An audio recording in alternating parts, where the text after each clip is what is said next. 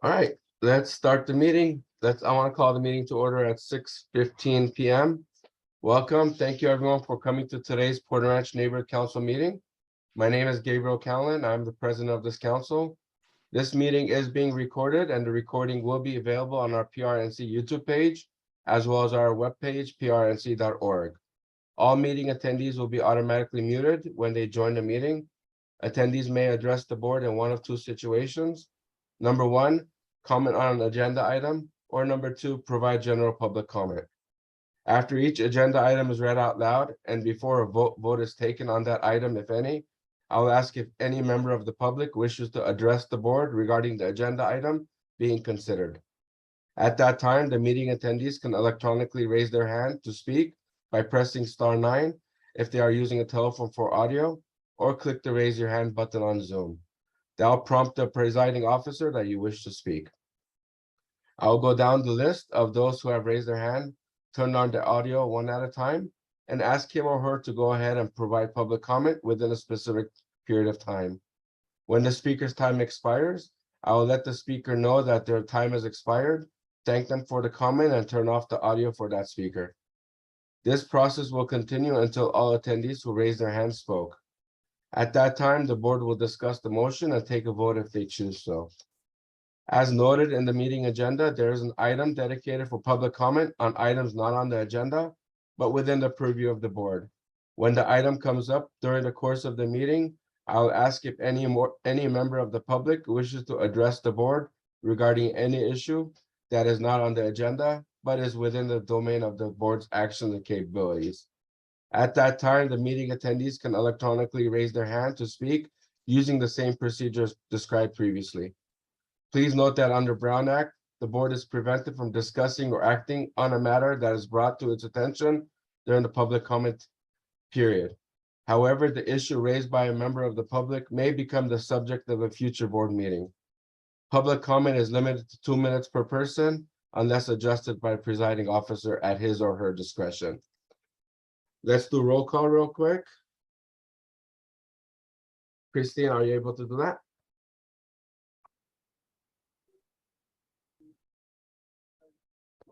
Yes, hold on one second. Go for it. Thank you. Okay, Dr. Bright, You're muted, Dr. Bright. Aye. Thank you. okay. Let's see, David Balin, Here. Hilda, Here. Luis. Absent, Jason. Absent, Becky is absent, Brandy, Present. Jennifer. Here. Voss, Here. myself here, and Gabriel. Here. Okay, we have Thank you, quorum. Christine. We do have quorum. 8 present, 3 absent. Let's move on to the next agenda item, which is the Pledge of Allegiance. Please stand. Your right hand over your heart. Ready, begin. I Pledge allegiance to the flag Of the United States of America of America. and to the republic For which And which stands one nation, one nation, God, under God, indivisible, indivisible, and justice with for all. liberty and justice Justice for all. Thank you, everyone. You may be seated. Let's move on to our next agenda item, which is President's comments and updates. I want to start off by congratulating all the winners from yesterday's elections and took time to run. And I look forward to working with them in the next meeting with formal introduction. Next item, I want to condemn what happened at Granada Hills High School last week, where a male student severely beat another female student in class. Violence should not be tolerated in our schools. Schools should have better communication with their teachers to prevent escalation.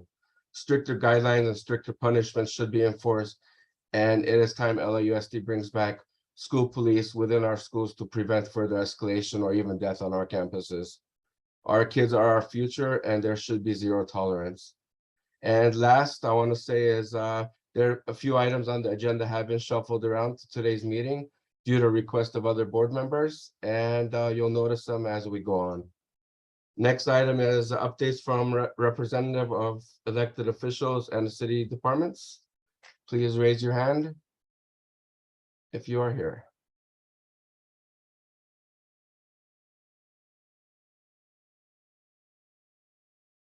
All right, Colin Cruz, the floor is yours when you move in.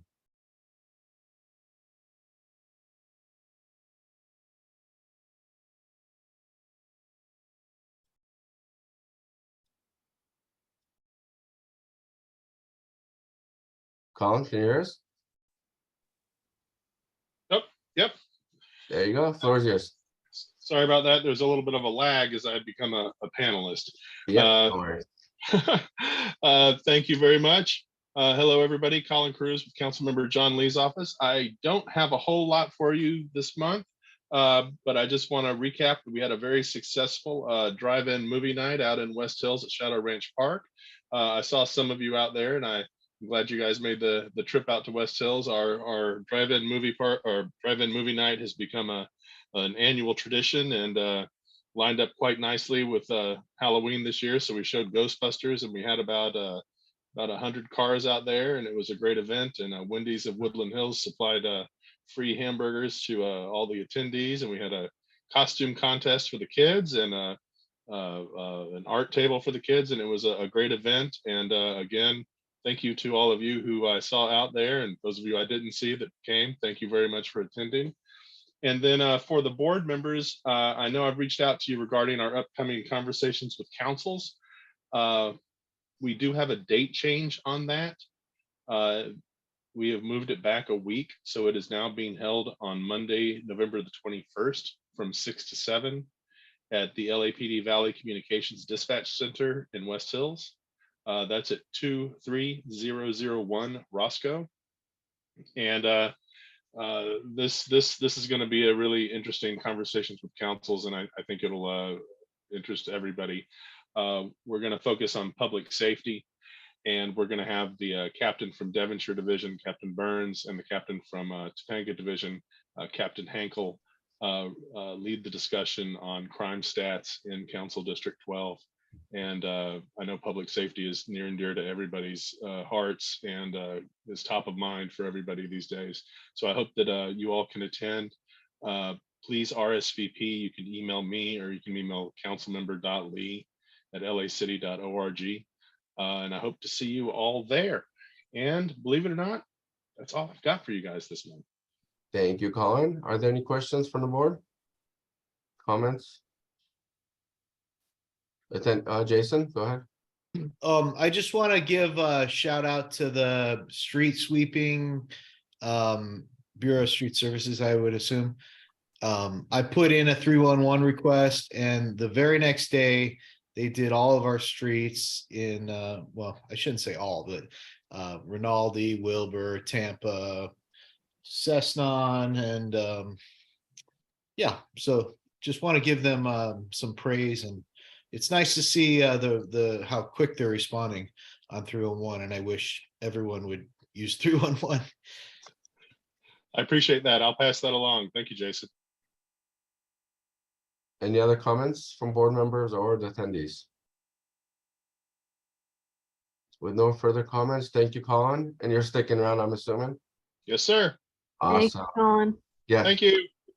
Happy Thanksgiving, everybody. thank you.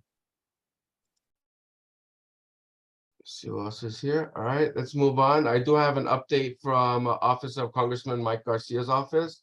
Let me share the screen. They were not able to be here today, but they did send me a few updates.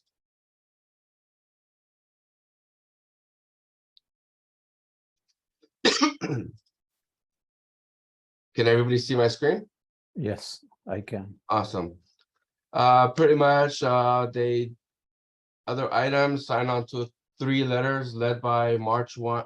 Zoom in, Gabriel, it'll be better if you Sorry? zoom in. Zoom in more. You zoom in, yeah, a little, yeah, so it'll be wider. There you go. Perfect. Thank you. All right, request for expenditures, transfer of approved KC-46As to Israeli Air Force. Ask questions regarding Chinese infiltration of F-35 supply chains. and expressing concerns on cancellation of contractor adversary air services. They also signed onto a discharge petition to bring HR 82, the Social Security Fairness Act, to the floor for a vote. In our district, if you need any federal assistance, don't hesitate to reach out to their office, 661-568-4855. And you can always visit Mike Garcia's webpage, mikegarcia.house.gov. And there's a note here, questions from last month's meeting. And I guess somebody had asked if there's any updates on the salt tax cap bill. And Garrett was able to check with the DC legislative team and was informed that unfortunately at this time there have not been any movements of the bill. It is possible that the salt tax cap will be implemented into future legislation for voting on the floor. However, the bill is at a standstill until something further comes up, as the new congressional session will be taking place come next year. So that is the only update I received from Garrett today, about an hour ago. Let's move on 1 second.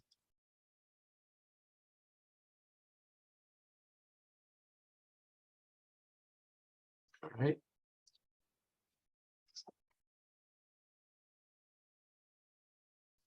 Next item on the agenda is updates from senior lead officers. Do we have any senior lead officers here? I don't think so. We don't, seems like it. Okay, we can go on 1 second. All right, next item is update presentation and information provided by Paola, our election administrator, for the upcoming 2023 Porter Ranch Neighborhood Council elections. I did see you here. There you go. Let me bring you into the meeting. And there's, yeah, two. You got her in? Awesome.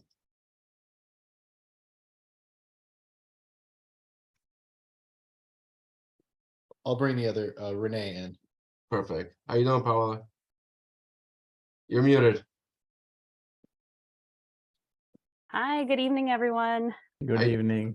Hello, I know Paula. some of you from when I was in funding, so, but let me reintroduce myself. My name is Paola Posada, and I will actually be your election administrator for this upcoming 2023 election. So nice to see some familiar faces. And for those of you who have not worked with me in the past, I'm excited to work with you in this new capacity. So thank you for having me tonight. So I did want to give you a couple of updates regarding this upcoming election cycle. So the mayor did approve our budget to have a hybrid election. So the hybrid election will provide traditional in-person voting, as well as having an option to vote by mail for every neighborhood council. A hybrid election model provides the flexibility for stakeholders to vote at a polling place or by mail, ensuring maximum participation. So right now we are currently prepping for the election cycle. We've been making updates to our website. So currently our website does have the 2023 election schedule, the election timeline, as well as the election handbook. So we will continue making updates and continue adding the applications and so on through the preparation of the cycle. So our website is clerk.lacity.org/NC elections. So again, you can find that information, and we'll also inform everyone once we have other updates. In terms of your polling place, we are currently recruiting the polling place for each neighborhood council. Each council will have one assigned polling place on election day. We're also currently working on translating election material into the languages requested on the election information worksheet as well. In terms of election day, we did receive multiple requests to change the order of the regions. So for this election cycle, we will be starting off with the West Los Angeles area, followed by the Harbor, South LA area, Central Los Angeles area, and we will be ending with the Valley Neighborhood Councils. So for 2023, Porter Ranch's election day will be June 10th, 2023. The candidate filing period will remain open for 45 days. So your candidate application period starts February 10th and will end March 28th. Candidates can submit their application using the online portal, or they can also submit a paper application to our office. We are preparing educational materials, including an instructional video to assist stakeholders with filing their candidate application. And we understand that our deadlines were 5 p.m. the last election cycle. So we are moving that deadline to 11:59 p.m. We just want to let stakeholders know that staff will only be available during regular office hours to assist. So again, the deadline has been moved from 5 p.m. to 11:59 p.m. In terms of your hybrid model, so stakeholders will have one of two options to vote. To vote by mail, stakeholders must request a ballot using the online vote by mail portal or completing a paper application starting April 11th, and that deadline will be May 22nd. Our office will review each application to verify that the stakeholders meet the NC's requirement to receive a ballot, and we will begin mailing out those ballots 35 days prior to election. Those ballots must be returned by mail or must be mailed in postmarked by election day and received by our office up to 10 days after the election to be counted. Anyone who is unable to submit their vote by mail application or does not receive their ballot by election day will have the option to vote in person at a polling place. Also, those stakeholders who are unable to mail in their ballot will also have the option to drop off their ballot at the polling place as well. There will be a roster of voters who received vote by mail voting so that there is no double voting. Election staff will work as poll workers and help administer voting. County-owned ballot drop boxes will not be utilized in the upcoming 2023 election. Stakeholders, again, do have that option of submitting their vote by mail ballot at the polling location. So in accordance with current city policy, proof of vaccination or a negative COVID test within the last 72 hours will be required to enter a polling place.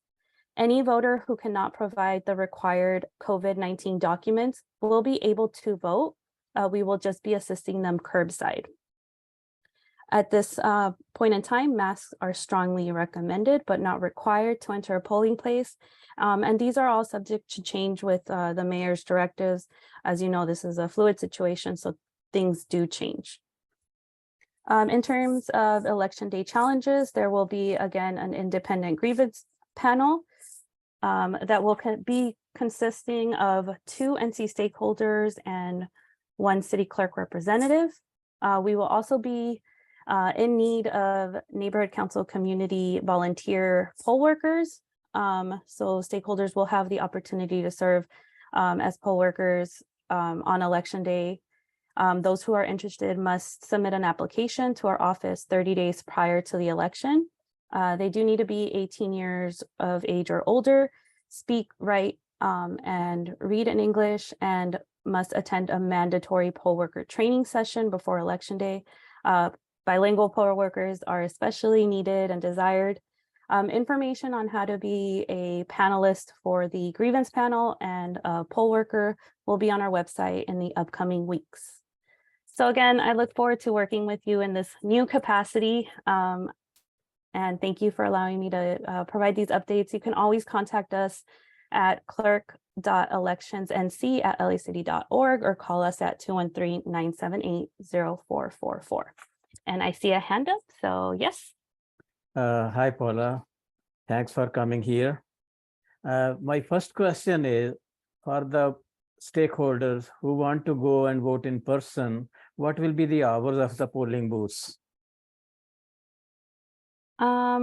current hours for Porter Ranch, I can look that up if you give I me. did not see there. I checked the website everywhere. I could not find the hours. So your neighborhood council submitted an election information worksheet. Looks like the election hours are 9 a.m. to 3 p.m.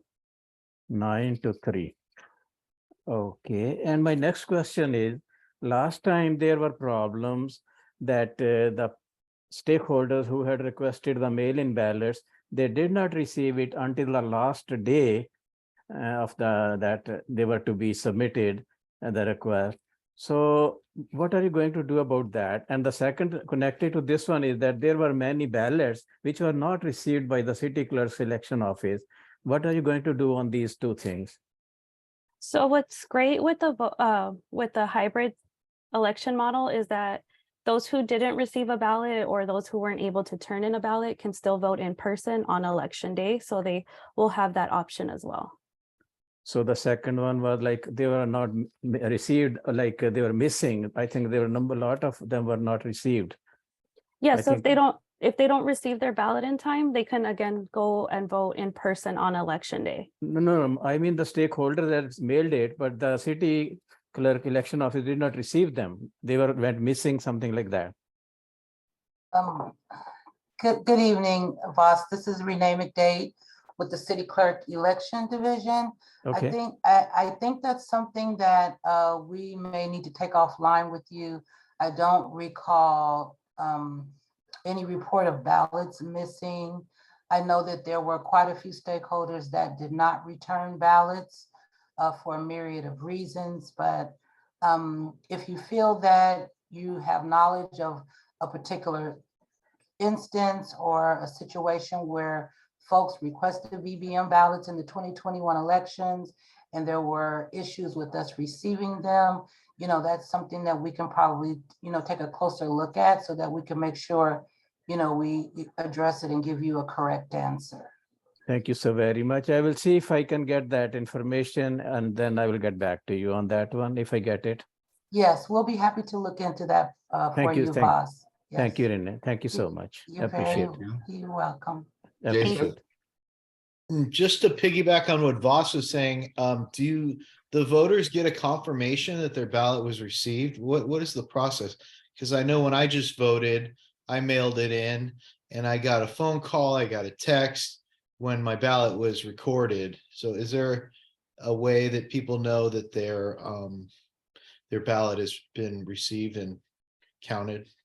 Yes, so we've upgraded our online vote by mail portal to include a automatic email response for stakeholders to receive once our office receive their voted ballot. So the stakeholder will receive an automated response email, but then you will also have the ability to sign on to the portal, look at the status of your ballot, and it will also indicate there that Okay. it was received. You'll see that status change from being in process, being mailed out, and being returned. And you'll also receive automated emails. The status was there in the last election, but the automated emails are something new that we're doing this time around to ensure that folks are informed so they know. Okay, cool. I have another question. What do we put down for our polling place, Paula? Did we put, I forget what we chose. I give believe me- it's Shepherd. Shepherd Yeah. Church. Okay, gotcha. Yes, So do we need my question is then, do we need anything to submit to you guys regarding like permission to do this? Or how does that whole permission issue work in terms of, authorizing us to, or you guys to do it, or how does that work? so we're currently working with each NC to contact their desired location, and then we'll go ahead and take over the recruiting process, and we'll work with the facility. Oh, so you guys handle that side of it? Yes, we'll be reaching out if there's an issue or if, Great. we have any questions about it. We'll reach out to the NC about it. Thank you. You're welcome.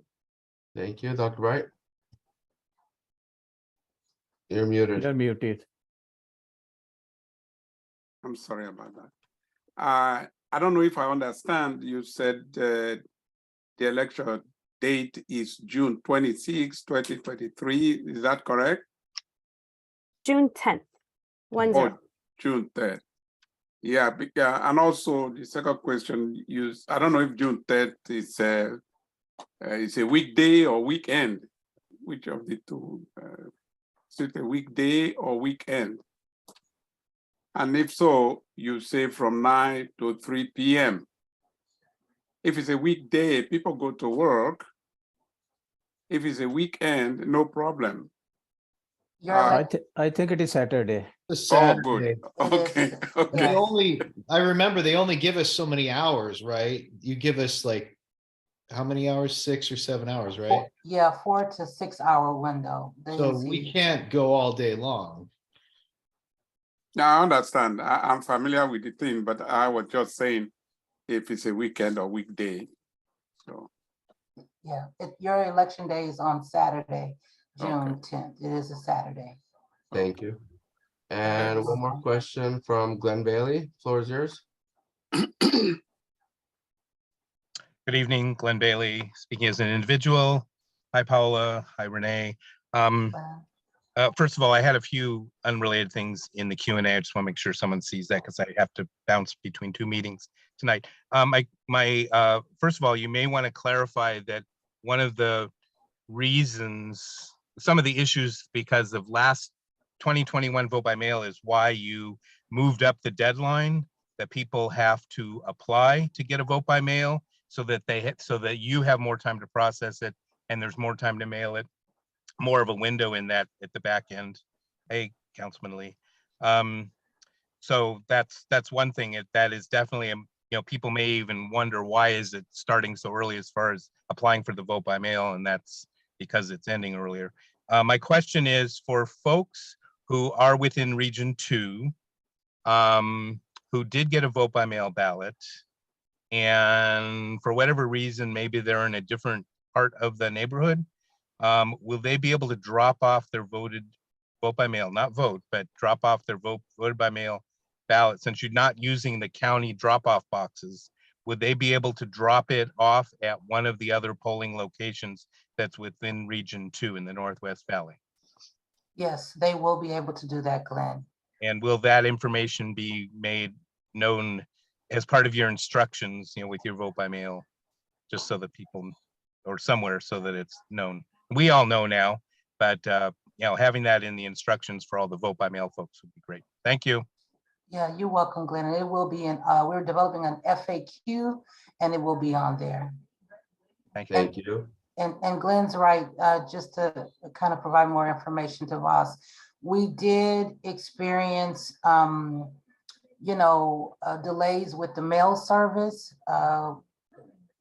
Stakeholders had up until 7 days prior to the election, and we found that folks that did file their applications on that very last day did experience some delays with getting their ballot on time.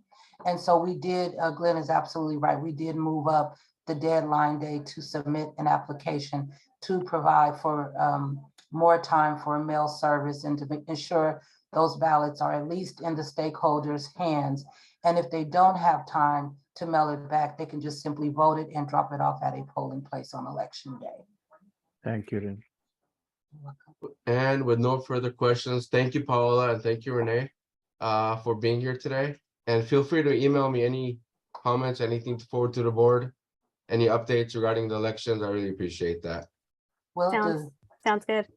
Thank you very much. Have a wonderful day. Thank you. Thanks for coming. Thank you. Thank you. Thank you. Next, let's move on to item number 11 real quick before we go to public comments. Swearing into the new board member. I want to introduce Council Member John Lee. Thank you for being here as always. And the floor is yours. Oh, the floor is mine. Well, I appreciate this. Any opportunity to join you guys and to be able to swear people in, to be a part of the neighborhood council system. I think you've heard me say it over and over again. I really appreciate people who are a part of the neighborhood council system. I appreciate people who are willing to give their time to help out their community, to be a part of their community. And, I love the current relationship that I have with this board. I think that we work very well together. I look forward as we move, into the new normal and past all the different things we've had to go through the last couple of years, really focusing on some events together and working together to, help out the Porter Ranch area. You guys know how special you are to me because I happen to live in the Porter Ranch Neighborhood Council area. So you are my neighborhood council. And Dr. Bright, I just wanted to, they told me that there was a new member to be sworn in. And so I wanted to pop in and give you the oath myself and to say thank you to you personally for volunteering your time and being willing to serve in this capacity. It is a pleasure. Thank you very much. All right, Mr. Are you ready? Yes. To take the oath? Okay. Yes. So if you can put up your right hand and repeat after me. My screen is flipped. I know it looks like my left hand, but That's okay. So repeat after me. Okay. Pledge to represent Porter Ranch Pledge to represent Porter Ranch with dignity, integrity, and pride. with dignity, integrity, and pride. I will encourage other points of view, I will encourage other points of view, even when they differ from my own. even when they differ from my own. I will respect, value, and consider everyone's opinion. I will respect, value, and consider everyone's opinion. I will find the good in my neighborhood. I will find the good in my neighborhood And praise it and promote it. and praise it and promote it. To my neighbors and to the neighbors throughout the city of Los Angeles, To my neighbors and to the neighbors throughout the city of Los Angeles, I pledge to do this to the best of my ability. I pledge to do this to the best of my ability. Congratulations. I hear you're called Dr. Bright. Congratulations, Dr. Bright, on being a part of the neighborhood council. Can I ask you how you pronounce your last name? Aregs. Aregs. All Yes. right. Well, Dr. Aregs, thank you so much for again Thank being you. part of the neighborhood council. Thank you to all of you as members. Thank It's you. nice to see some of you. I haven't seen some of your bright smiling faces in a while. Jason, I see your daughter popping in and off on the screen. When I did let her light the Christmas tree last year. And so I was hoping to see her again. But thank you guys. I appreciate it. I'm glad I could pop in before my 7 o'clock Zoom meeting. And Colin, thanks for arranging for me to be here. Thank you, Councilmember. I All right. appreciate you here too. right. And looking forward to working with you again. All right. See you guys. See Good you luck soon. with your next meeting. Yeah. Thank you. you. Thank Thank you, you. John. Thanks for care. coming. All right, let's go back to agenda item number 9, updates from Chatsworth Porter Ranch Chamber of Commerce. I don't see Jerry here, Yeah, I don't see her. so we can move on. Item number 10, public comments on items not on the agenda, but within the purview of the board.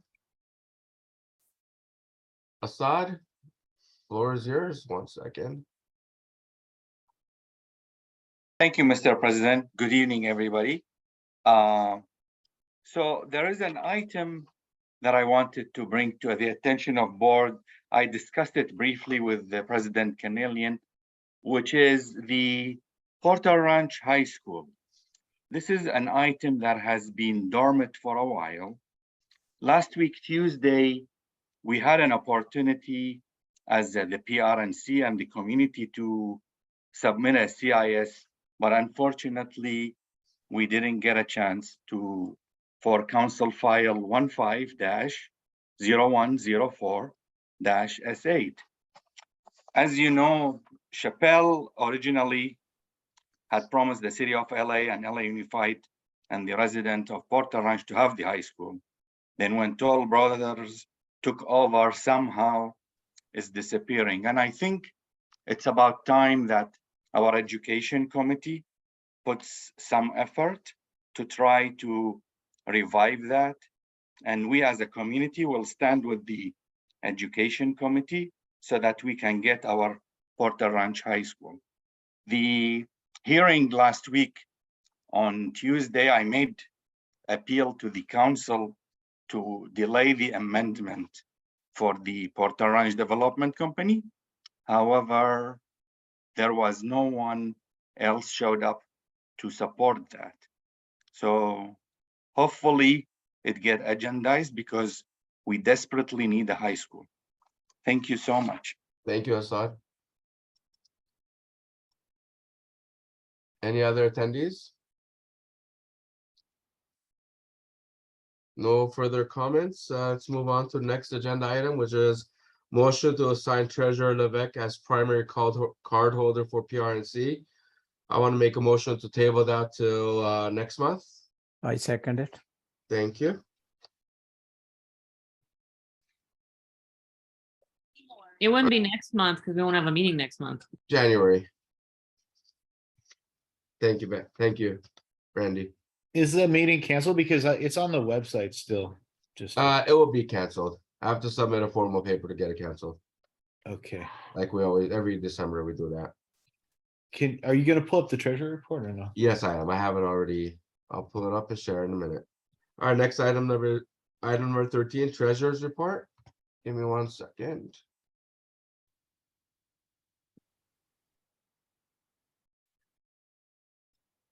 Can everybody see it? Yes. All right, our budget was 32,000 and we still haven't received our rollover funds, to my understanding. Correct. Our expenses so far is 10,184.28. But we have an unpaid item though, right? We still have to issue the check for the 15, was it 1,500 for Chatsworth? Correct, 1,500 for Chatsworth, the solid one, we have to revote on it. And I think those are the only pending items right now. So that number should be less 1,500. Correct. So about 20,000 available, approximately. So just keep in mind, our operational expenses are like 20 grand. So if we're less than halfway through the year, we figure we got maybe another still 12,000 in expenditures coming for operations. There you go, if you see on the screen. And this is what we paid already, correct, Jason? Right, yeah. That outreach is 5,000 because we had the $4,000 in giveaways. Correct. Yeah. Sounds good. That's it. All right, get out of here. All right, let's move on to the next agenda item, which is number 14. Motion to approve $1,000 to Devonshire Solid for remodel flooring and furniture at Devonshire Station with updated completion date of November 30, 2022. This motion is to reconfirm the motion brought to the table on September 14, 2022. That was approved for $1,000. Can you bring up the NPG and show? Because there was change, right? We changed. Yes, let me show it 1 second. Gabriel, I need to recuse myself. Go for it. Thank you, sir.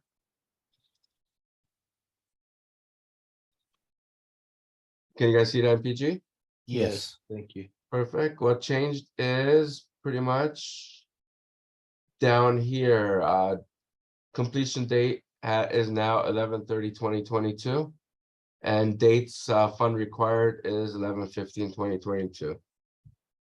Right. So the project's already underway. Correct. And this is being approved again because of why the change was the expected completion date. Correct. Okay. Second. Do we have a second on it? I second it. You have some hands raised too, just so you know. Yes, 1 second. All right, David Balin has his hand up. I believe he recused himself. He's out of the room. Second. Let me get to the participants. All right, Assad. Floor is yours. Yes, thank you, Mr. President. Yes, as the chair of the safety for the Devonshire LAPD station, I kindly support and ask the board to approve this request. The Devonshire station handles a lot of the areas, and all the officers and the volunteers are doing a great job. And I think this is a small contribution from Porter Ranch to show our support for our police force. And I hope you vote yes on this. Thank you so much. Thank you, Assad. And Sharon, the floor is yours.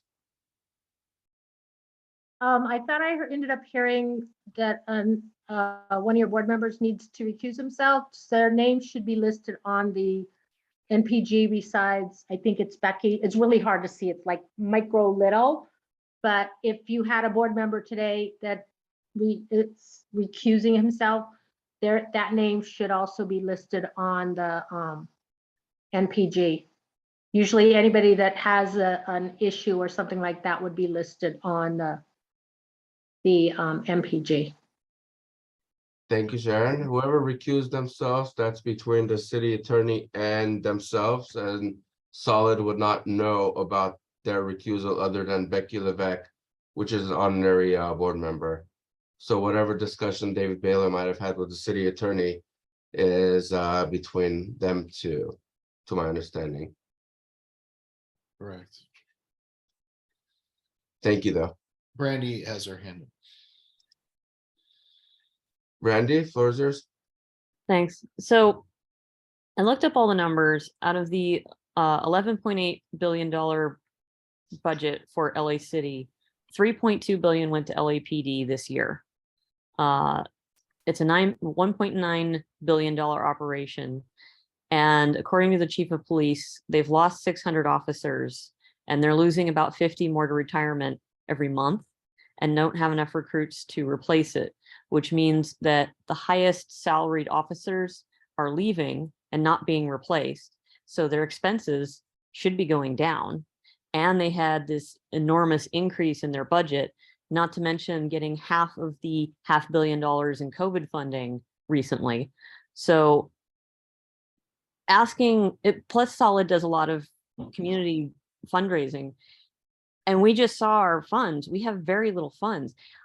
It feels fiscally irresponsible to be giving $1,000 to a group that has access to significantly more resources than we do as a small neighborhood council, when there are so many other groups in our neighborhood that need money that don't have access to billions of dollars.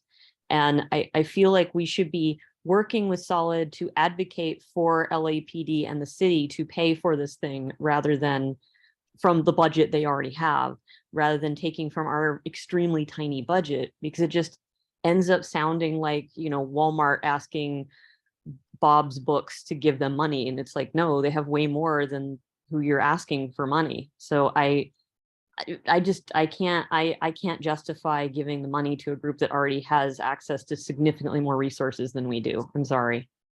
Thank you, Brandy. Brian Allen, floor is yours.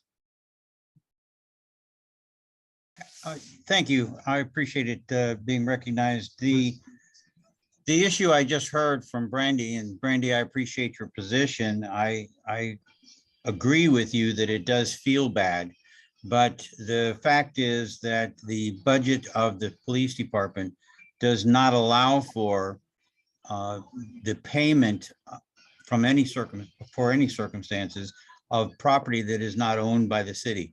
And the property we're talking about is not owned by the city. It was provided by private parties in Solid, and it needs to be supported and paid for by the same sources. So I can certainly appreciate if you don't want to, if the council doesn't want to make this payment, that's your choice. I just want to make sure that it's clear that the budget that is the police department's budget is not available for payment of these kind of expenses. Thanks. Thank you, Brian. Thank you, Brian. With no further questions or comments, Christine, do you want to call the vote or should I?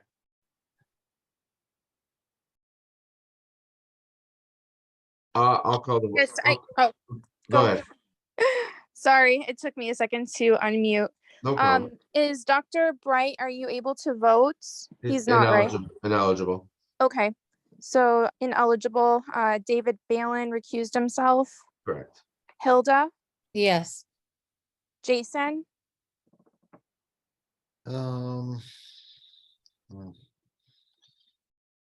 Randy kind of persuaded me. No, sorry. okay, Luis, absent, Becky, absent, Brandy, Yeah, this still feels more like something we should be advocating on than paying for. I'm staying with no. okay, Jennifer, I don't know. Gosh, this is a tough one because Brandy brought some really great points. Can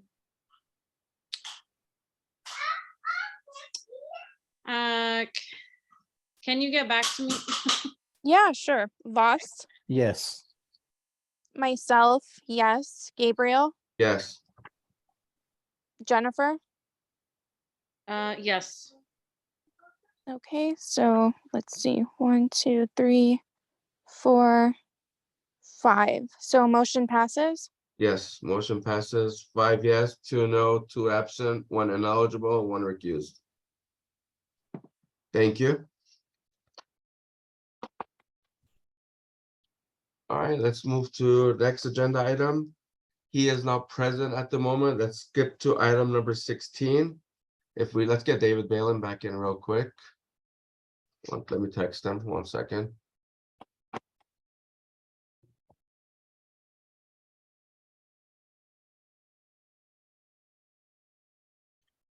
All right, item number 16, discussion and vote to start in-person, actually, yeah. To start in-person meetings in January or February of 2023. Glenn Bailey did make comments and question and answers. If you have not seen it, please look at it. My goal of this is to call a vote today, so to see if the board is ready to start meeting in person, and as soon as we're allowed to, we can move forward and do so. Is there any discussion before I make the motion? Yeah, why are we not able to meet in person? Everyone else is meeting in person. Present. Thank you, Balin. Honestly, they're taking chances, and I'm ready to take chances as long as the board's ready to make those moves. Well, I guess the issue becomes vaccination status, and if we have to, check for, like they were just saying about elections, right? She just mentioned that people have to prove they have a vaccine, right? Correct. Or a negative COVID test. So how are we gonna, have you thought about the logistics of it? Because like the way they're doing the election, they're gonna put people on the curb if they don't have their vaccine.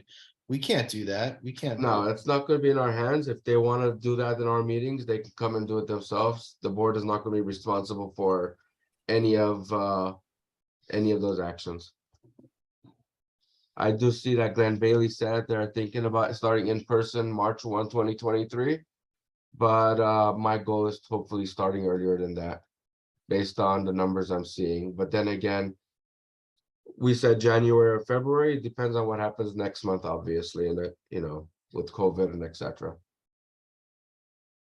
I mean, my question, I guess, is what do you do if somebody comes in and they're sick, or we're not going to restrict people, right? Correct.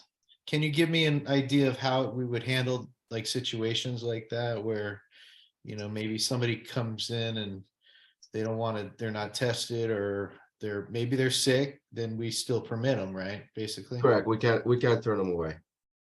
Mhm. So the best thing we can do, I would say, is space people out in auditorium. Is the best we can do. I know schools have started meeting in person. I know a lot of entities have started meeting in person. I think we're the only entities left that are not meeting in person, which is the neighborhood councils. So this vote is basically what it's doing is the board is approving or will be approving the idea of meeting in person if it comes to January or February. I do have other questions. Let's move on. Brandy? So I wanted to note a correction. Glenn's comment wasn't that meetings are starting in person in March, but it specifically says the earliest date NNC can hold any in-person meeting is March 1st.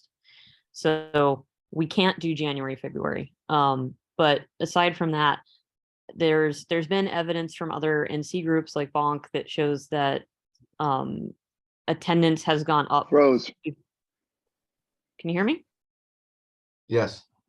Go ahead. The attendance has gone up with virtual. And so we'd have to either do all virtual or hybrid in order to be able to maintain that. There is a concern that there's going to be another uptick in the winter. So that might not be the best time to start anyway. But it's, yeah, the fact that we're doing all the things that we're going to be doing for the elections, it would seem very odd to then not have any restrictions as far as the in-persons. And I'm absolutely not in favor of being in person anytime very soon. Thank you, Brandy. David, Balin? Yes, thank you. I guess my concern would be like everybody else's, are we allowed to at least encourage people to take their temperature if they're feeling a little under the weather, to encourage them not to come if they're feeling, if they notice that they have a spike in their temperature? Can you find that out? I can definitely ask. Thank you. Great comment though. Jason? Okay, so I'm not sure what the motion is. The motion, the way it's written is to start in-person meetings. So you're saying, but it sounds like you're taking more of a straw poll where you're just trying to feel which way the wind is blowing, right? Correct. Basically, the goal of the motion is to see where the board stands, and if we're able to pull a meeting in January, February in person, and basically we know where the board stands, and we can go ahead and pull the string without having to come back and revote. Okay, well, I guess the way I stand is that I think that unfortunately we are under regulation by the city, and they pretty much decide what we do and when we do it. You know, we're not the city council, we're not the Board of Public Works.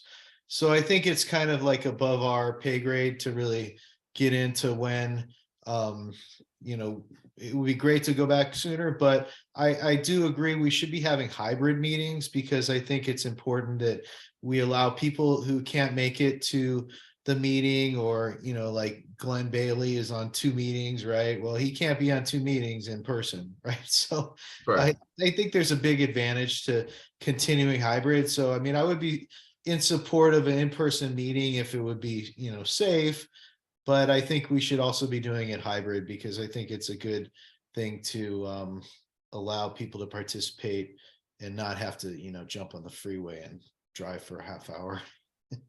That's Correct. my comments. Thank you. Thank you, Jay. Jason, would you like to, and after the rest of the comments, possibly modify the motion to include the word hybrid? Okay, I'll call for that in a few. Voss, floor is yours. Yeah, I just want to say that I think that if we can delay it by 1 or 2 months, and we should go to the March 1st of March, and in the meantime, we can refer this to NEA on 2 things. One is, how will we go with the person who are sick or have fever? And secondly, can we start it from March 1st, or can we start earlier? If we can have the guidelines from the done, I think that is my recommendation. Thank you, boss. The issue is our NEA is lost. He doesn't reply to messages. He doesn't reply to emails. I've messaged quite a few things today that were very important and I yet to receive, and obviously he's not here today. So it's going to be very hard communicating with our NEA, but I understand your points. Thank you. Thank you. David Balin, you have another comment? I think it's from before. Yeah, he never lowered his hand.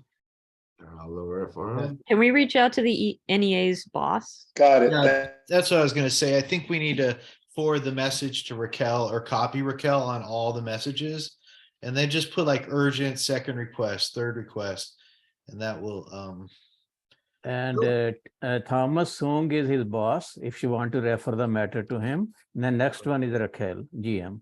Yeah, Thomas, right. Yeah, Thank you. Thomas Sung. We can refer to him. I don't think we need a motion, Gabriel, because we're just having a discussion. Right now, it's a discussion, correct? Yeah. Assad, floor is yours. Yes, thank you, Mr. President. So as you know, in City Hall, Public Works, and in the council and many of the city meetings, we started having it all in person with no checking of the vaccination card and no requirement of the mask. But still, many of us, like myself, I attend all these meetings with the mask on. So that's going to remain an option for the council and the attendees to have the mask on. Unfortunately, the city is not enforcing anything at this time at all, which is, I hear where Jason is coming from. It should be, because this is a concern. Now you're going to have an open meeting for the community. So there should be some guidelines from the NC. But I'm totally in support of in-person meeting, because the community need to be in direct connection with the elected board and need to be aware of what's going on. And of course, probably 2023 should be hybrid all the way until we contain the situation. Thank you. Thank you, Assad. Patty, the floor is yours. Thank you. Thank you. I agree with Brandy and Jason, and it's not just because of COVID. They're also predicting a really bad flu season, and also anyone who has minor children like Brandy does, and probably a lot of the community members will be concerned about the RSV, which has been packing ERs with these poor children suffering. And so for hopefully by March, all this will be gone. People will not be in danger. But in the meantime, maybe think about the first meeting or two being hybrid. And I do appreciate being able to jump from meeting to meeting. If I have a couple meetings to attend without having to get in the car, I can easily switch. And so for some of these people like Glenn Bailey and others who go to so many meetings, it is a godsend to have the hybrid. But for right now, because we might be getting a bad surge, let's consider the safety of our community and the people who want to go in person, yes, but also have these meetings available for everyone, which means hybrid. Thank you, Patty. Thank you. All right, Sharon, floor is yours. I was just wondering, since this is like a straw poll and stuff like that, whether you have actually checked with wherever you hold your meetings, whether or not you'd be able to go, and whenever you have your board meetings, and I would guess probably committee meetings, whether they're available or not on there. And I do agree that the hybrid is better, and I don't think a lot of neighborhood councils are ready to go and do in person because of just the logistics of, you know, spacing, and especially if you have a large board and stuff like that. But my thing just was whether or not wherever you hold your meetings, that you might want to check with them if you decide to do something in January or February. Thank you. Thank you, Sharon. Yes, I have checked with the schools. They are welcoming us. The only issue is I would love to do hybrid, but both schools in Porter Ranch have very bad internet connection, which will cause us issues for you doing hybrid. So my goal is, if we do call a vote today, to be able to communicate with maybe the community center or other locations in Porter Ranch to see if we can have hybrid meetings that have better internet connection. So that's the only thing that's stopping us currently meeting in the school and doing hybrid, is the internet connection.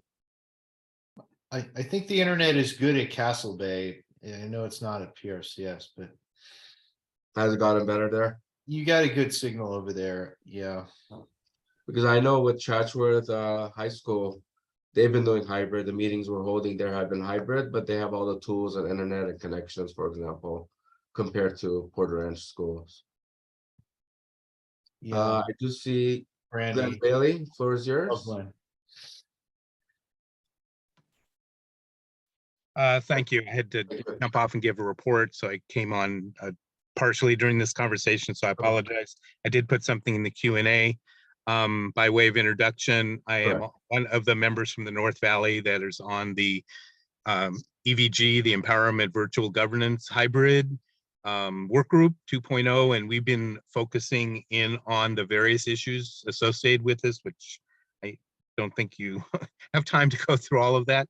There have been several reports, one in October of last year to Bonk, and then one that was done in September. Those links, or sorry, beginning of October, including the pilot hybrid neighborhood councils. The bottom line is for the question before you this evening, as I understand, the best of my knowledge, and again, we're working directly with the department, we're working with the commission, the city attorney's office has been involved, and also the mayor's office, the legislative deputy.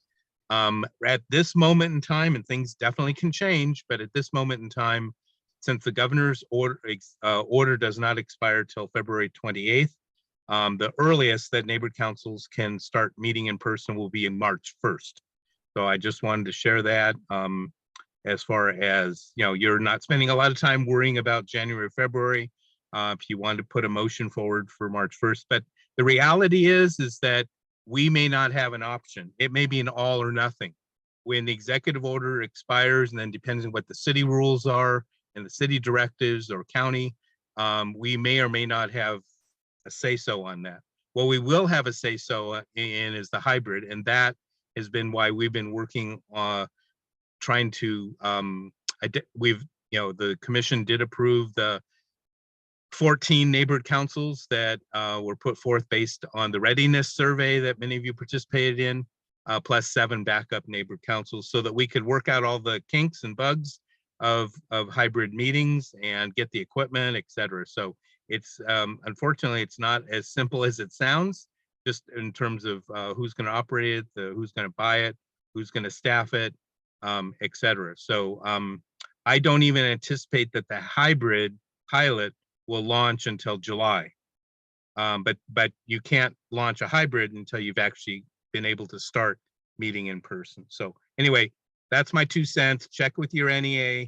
But the bottom line is, at this moment in time, as of our last meetings, and we're meeting monthly, and then plus we have the Bonk meeting, March 1st is the date at this moment in time that would be the earliest for in-person meetings for neighborhood council meetings. Thank you. Thank you, Glenn.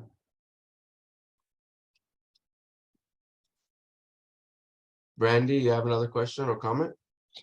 Yeah, it seemed, I'm glad that you brought up the topic. It does seem like there's a lot of stuff that's up in the air, not just because we have to wait for the expiration of the governor's order that Glenn brought up, but also we're in the midst of results of an election, and whoever's newly in charge of LA might decide something completely different from what we're currently doing. And we don't, because of the internet issues, if we tried to do a place, we have to first find a place that has the kind of internet and set up the infrastructure. It just seems like, I think all of this is doable. I don't think all of this is doable before our next meeting, which if we did in January, we don't have any more meetings. So we'd have to have it all done kind of behind the scenes. Even if we did it in February, that's only 1 meeting. So I think that the earliest of March is more reasonable, if at all. But I still think we just kind of have to sit back and say, well, let's see what the orders are that come down. Thank you, Brandy. Jason? Yeah, thank you, Gabriel, for bringing this up, because I think it's a good discussion that we're having. And I just realized, our new community center is finished now at the Vineyards, and they have fantastic internet over there. So there's no reason. And so I would recommend that we work on securing that location if and when we're able to return to in person. And then as far as doing a straw poll, I would suggest you do 3 choices. You do in-person only, you can choose hybrid, or you can choose online only. And so if you want to get a feel for where all the board members are at, you could do, I could make a motion that we do a straw poll not to actually implement it, but just to get an idea where everybody's at. They want to meet in person only, if they want to do hybrid, or if they want to do online only, just continuing the way we're doing it now. Thank you, Jason. Let me hold off on that. If you could make that motion in a moment, we have one more comment from the attendees and then I'll come back to you. Brian Allen, floor is yours. Thank you.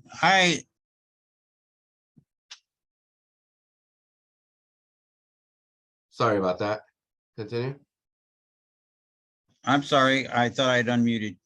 I want to just try to clarify something, at least in my mind, if not in everyone's. Glenn is absolutely right with regards to the EVG group and what's happening there. And the difficulties of going to a hybrid are much greater than you think, or you may think. But I don't believe that your council or any council made a decision to have hybrid meetings. It was a directive that was an edict that was handed down to the NCs saying that you had to meet in a virtual environment. Therefore, you don't have to take a vote as to whether you will or will not go to in-person meetings or any other type of meeting. But if what you're trying to do is determine if the members are willing to participate, then go for it. Take your vote and know what every member is interested in doing. But I just wanted to make it clear that you really don't have a need or an ability to say, yes, we are going to meet at any point in time, because that is at the discretion of the city, as that was an edict that they handed down. Thanks. Thank you, Brian. Mike Benedetto, floor is yours. Yeah, how you doing? Pretty good. How about yourself? Real good, real good. Hi, Porter Ranch. Well, Gabe and I have talked about this before, and I don't know if you folks know that I did a presentation at VANC on this very subject, and I basically stated that it's imperative that we go back to hybrid, or especially in-person meetings, because especially with my board, which is a new board, we really don't know each other that well. And you don't get the nuances and whatnot until you really meet each other face to face. And a lot of my board doesn't always show themselves. And being the fact that we're coming up on an election year, this is something that we need to be totally transparent and get back to in-person meetings. I believe that even, well, I won't say any names, but it was also a consensus that we feel it's a Brown Act violation because we're supposed to be engaging our community. And our in-person meetings were much more engaging than they are now. That's for certain. I talked about at VANC the fact that, the commissioner has the power to remove a neighborhood council in its entirety. But I felt that I proposed that we had solidarity between VANC and the 34 councils. And that, let's say if 20 or 25 councils decided to just go back to in-person meetings, what are you going to do? Get rid of all of us? I don't think so. So what came of that is I was told that my name was mentioned a few times at Bank. And apparently, because of those conversations, they decided that, and this is, I realize I'm just getting this secondhand, but they decided that, maybe they need to move up their timetable. So then I'm glad for what I did. Thank you, Mike. All right, Jason, what would you like to do? Jason? Sorry about that. No problem. No, I don't think we need a motion, Gabriel. Everybody can just go around and say what their preference is, right? Okay, you wanna just call out? Yeah, I'll start. Yeah. I'll start. My preference is to do hybrid. Okay, thank you. That leaves everybody the option. You can come to the meeting or not come to the meeting. For us, for our safety. Gotcha. Dr. Bright? You're muted.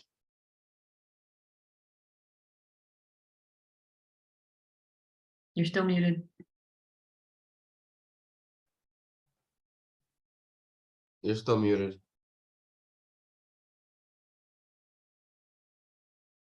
There we Yeah, go. yeah. Since I can vote, can I speak? Yes, go ahead. Okay. I think the hybrid is good. Otherwise, I would have said in person so that everybody get to know everybody and relate to the community like used to be. So would you vote if you had a choice between hybrid or in person or? In person would that be better? In But person only. It's either in person only, online only, or hybrid. in person, Thank you. In person only. yes. David Balin? Well, since we're gonna go back to having food, definitely in person, but I'd be carrying a mask. Amen. Thank you, Hilda. In person only. In person. Thank you. Louis is absent. Becky's absent. Brandy? Yeah, knowing how hard it's been to run hybrid classes where I am, I'll say online only for the short term and hybrid from the long term so that it gives everybody the option and gives everybody the highest chance of actually attending because we need to improve our attendance more than anything else. Thank you. Jennifer? Hybrid, definitely. I don't know how I'll do it with 2 little kids. Gotcha. Thank you. Voss? You're muted, Voss. In person. Thank you. Christine? She logged off. Gabriel in person. So we have 1, 2, 3, 4, 5 in person. We have 2 hybrid and 1 online for our records. And the rest are absent. Sounds good. Thank you, board. David Balin, you have a question? No, I had a comment. So depending on where we are able to go back, either, I know that Shepherds would take us. I know that I guess PRCS would take us. I guess as long as we have the room, we just stagger our chairs at least 4 feet apart. I mean, we're fine. So thank you. 100% agree. Thank you. With no further, actually, I have one more comment. Mike, you have another comment? He never lowered his hand. No, I apologize. I don't. Thank you. Can we work on the vineyards, Gabe? The vineyards? Yeah, that's really where we should be meeting. That's our new community. Oh, center. 100%. That's where we did our cert classes. I 100% agree. Yeah. PRCS was only a holdover spot until we got our permanent meeting place, which is the vineyards, the community. center. I know PRCS and Castle Bay are ready to welcome us back. Mhm. Glenn Bailey, floor is yours. Yes, thanks. I didn't mention about a new bill, AB 2449, I believe it is from memory. It goes into effect January 1st, and it is not neighborhood council friendly as it relates to meeting in person, who vote, talk about board members, not the public, board members. So as you work on this, please do look up that bill. If I'm wrong on the number, someone will correct me. I believe it may be in one of the departments. I don't know if your NEA is on, but it may be in the monthly update or one of the e-blasts. But that bill applies to all California public meetings, including the neighborhood councils. And that's a little bit of a complicating factor. Thank you. Can you put the AB that you think it is in the Q&A so I can look at it? Or the name of the bill, you can search it by name too. Yeah. I'll put what I think it is, but I'm not at my desk right now, so don't do it for me. Sorry. Got it. Thank you. All right, next agenda item is discussion and possible action to approve up to $2,500 MPG to Granada Hills Community Foundation for the 2022 Granada Hills Parade. And that's Mike Benedetto. Where are you? Hello there. There you go. Okay. Yes, so I hope everybody enjoyed the street fair. The parade is December 4th. The tree lighting is December 2nd. And since you folks are our neighbors, we would be extremely appreciative for that $2,500, especially when you understand that we didn't receive the money that we were promised. Sheila Kuehl, instead of giving us $20,000 for both the street fair and the parade, she gave us $2,000. So the chamber is somewhat hurting.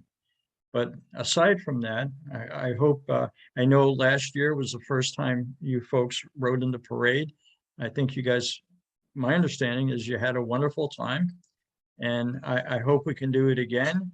And we're going to have just a whole bunch of equestrians and, sorry, somebody was talking to me, numerous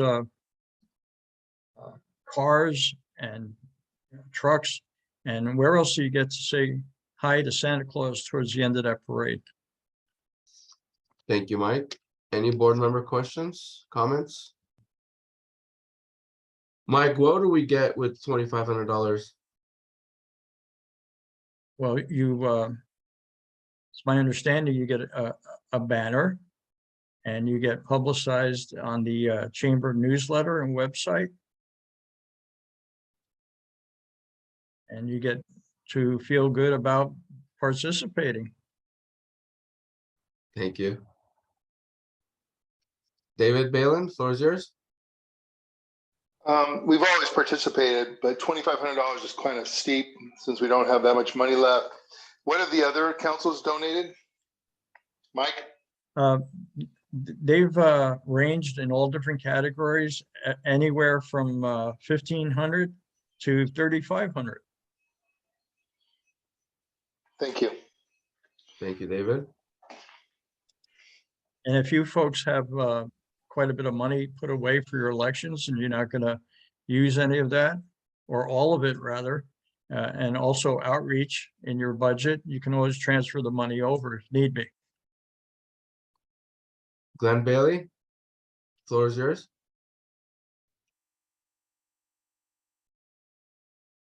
Sorry, that was left over. I'll put it down. Gotcha. Thank you. Brian Allen.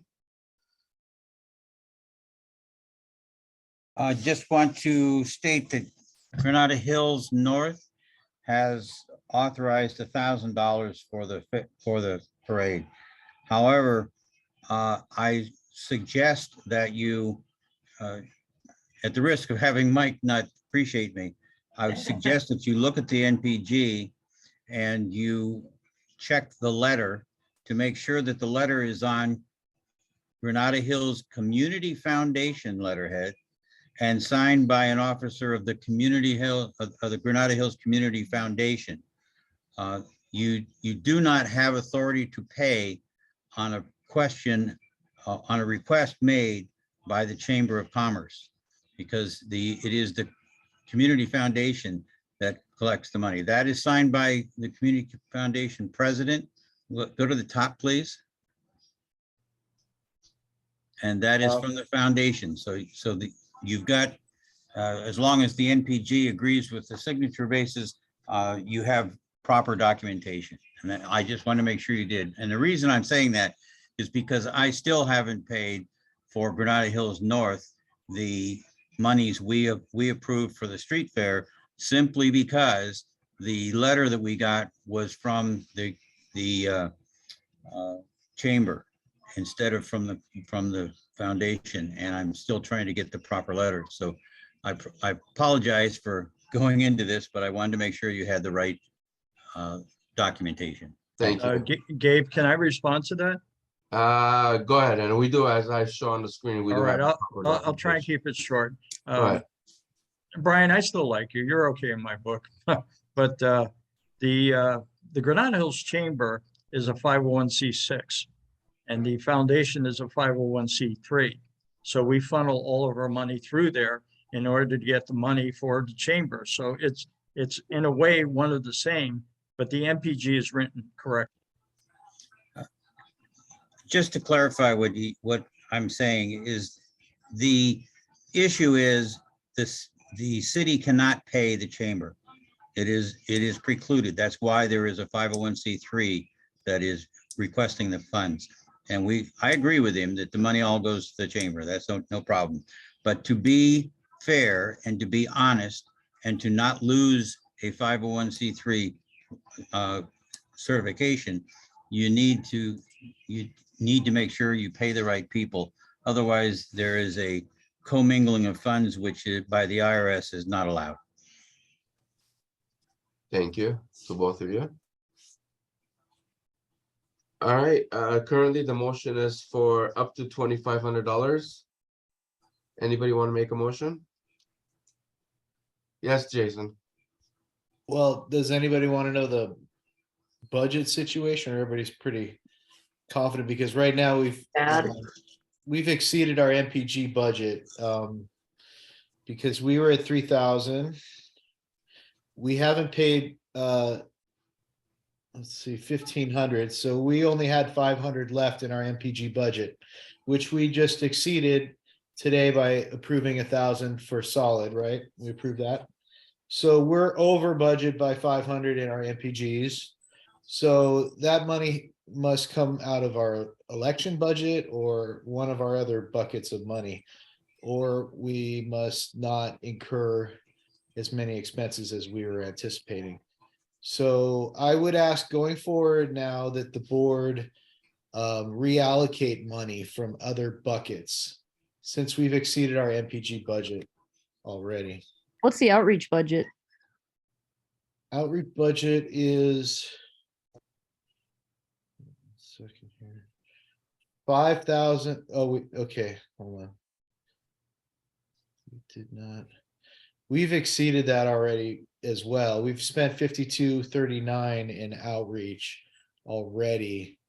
And we, yeah, that is built into the operational. And is that including the $1,000 for the banners that were approved last month? We haven't spent that money yet. So, okay, you're not calculating that at all yet. No. So that money would come out of outreach as well. The problem is we haven't gotten our rollover funds, and we reallocated the budget, but it hasn't been updated because that's with the rollover funds.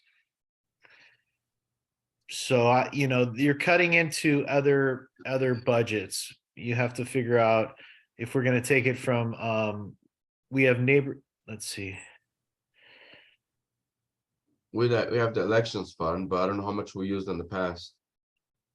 We spent like quite a bit. Very little. Okay. Well, we ran that ad in the Valley Voice. Correct. I think that was one of the biggest expenditures. I think that was what, $600 or something like that. More than that. Yeah, we didn't spend that much. We didn't spend that much because we were in the middle of COVID. So that was something to think about. This time we'll probably have to spend more money for at least the election, depending on what the city's going to give us. Jason, do we have any idea how soon we might be able to get the rollover? Everybody's like, I haven't heard anything about the rollover. Nobody's saying anything. Well, my recommendation is that we're gonna get the rollover because we were allowed to do the rollover, so we're gonna get that. But my recommendation to the board will be to do $1,000 and no more. Thank you. Thank you, David. So you want to make the motion to amend it to $1,000? That's correct. My motion would be to amend the $2,500 ask for a $1,000 donation. Thank you, David. I second it. Second. Thank you. And where are we going to take that from elections or from CIPs? Feels unethical to take money from elections. Or you're taking that from future rollover funds? If we get them? I say rollover funds.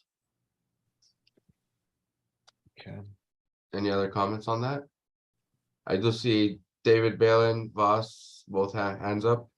Voss? Yeah, no, actually, I just want to say that although we are running out of the money, have financial constraint, But this issue is also, I mean, very common. We have been participating and they are coordinating with us. So that's what I support, $1,000 in support of David Balin's amendment motion. Thank you. Thank you. Brandy? I want to give him money. Do we have any idea when we might get the rollover funds? I'm more concerned that we're not gonna get them at all. That's what I'm worried about too, because That's I'm my thinking concern. like, Because we would have already received them. So what is going on? They were supposed to come in August.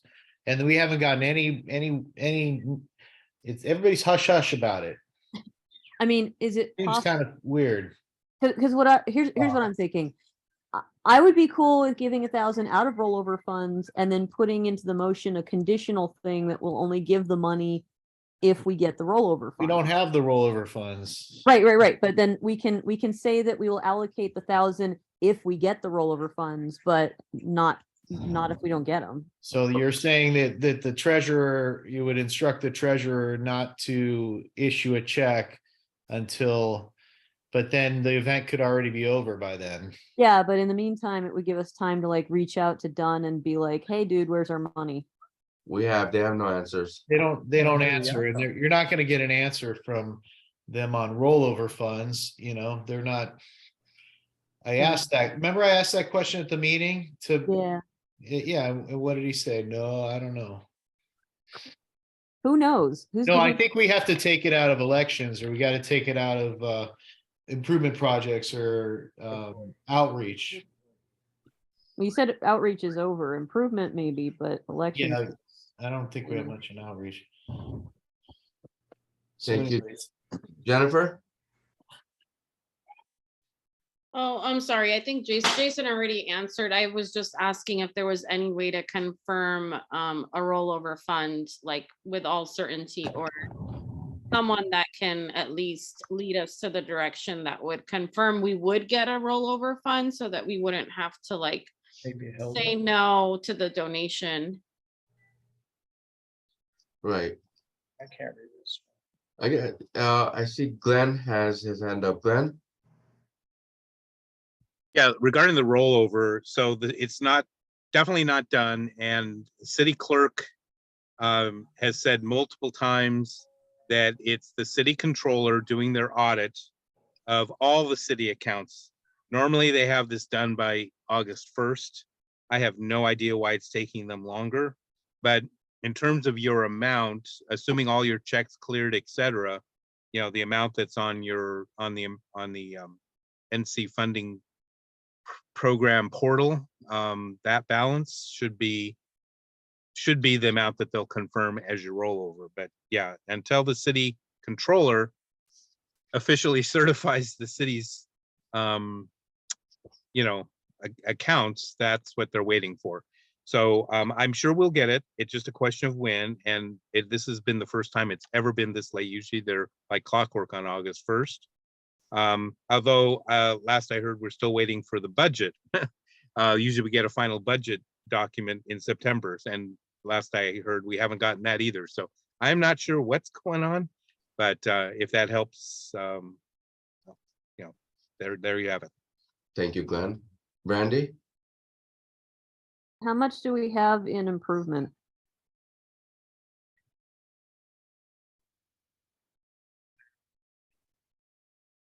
Improvement 7,200. Okay. I would feel safe taking it from there and then replacing it with rollovers. Okay, cool. Thanks. Thank you. Brian Allen?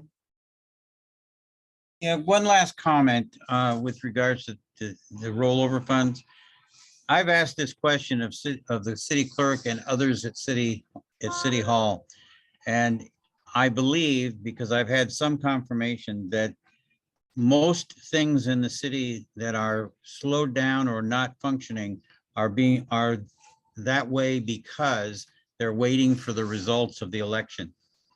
This has been said a number of times to me through the last couple of months. So if that is a true statement, and I can't guarantee that it is, my fear is that if the wrong person, I should say, if the person that takes the position of controller or mayor decides that they don't want to follow the policies that have been followed before, because they do have the authority in some of these discretionary funds, there is a possibility that the funds will not be provided.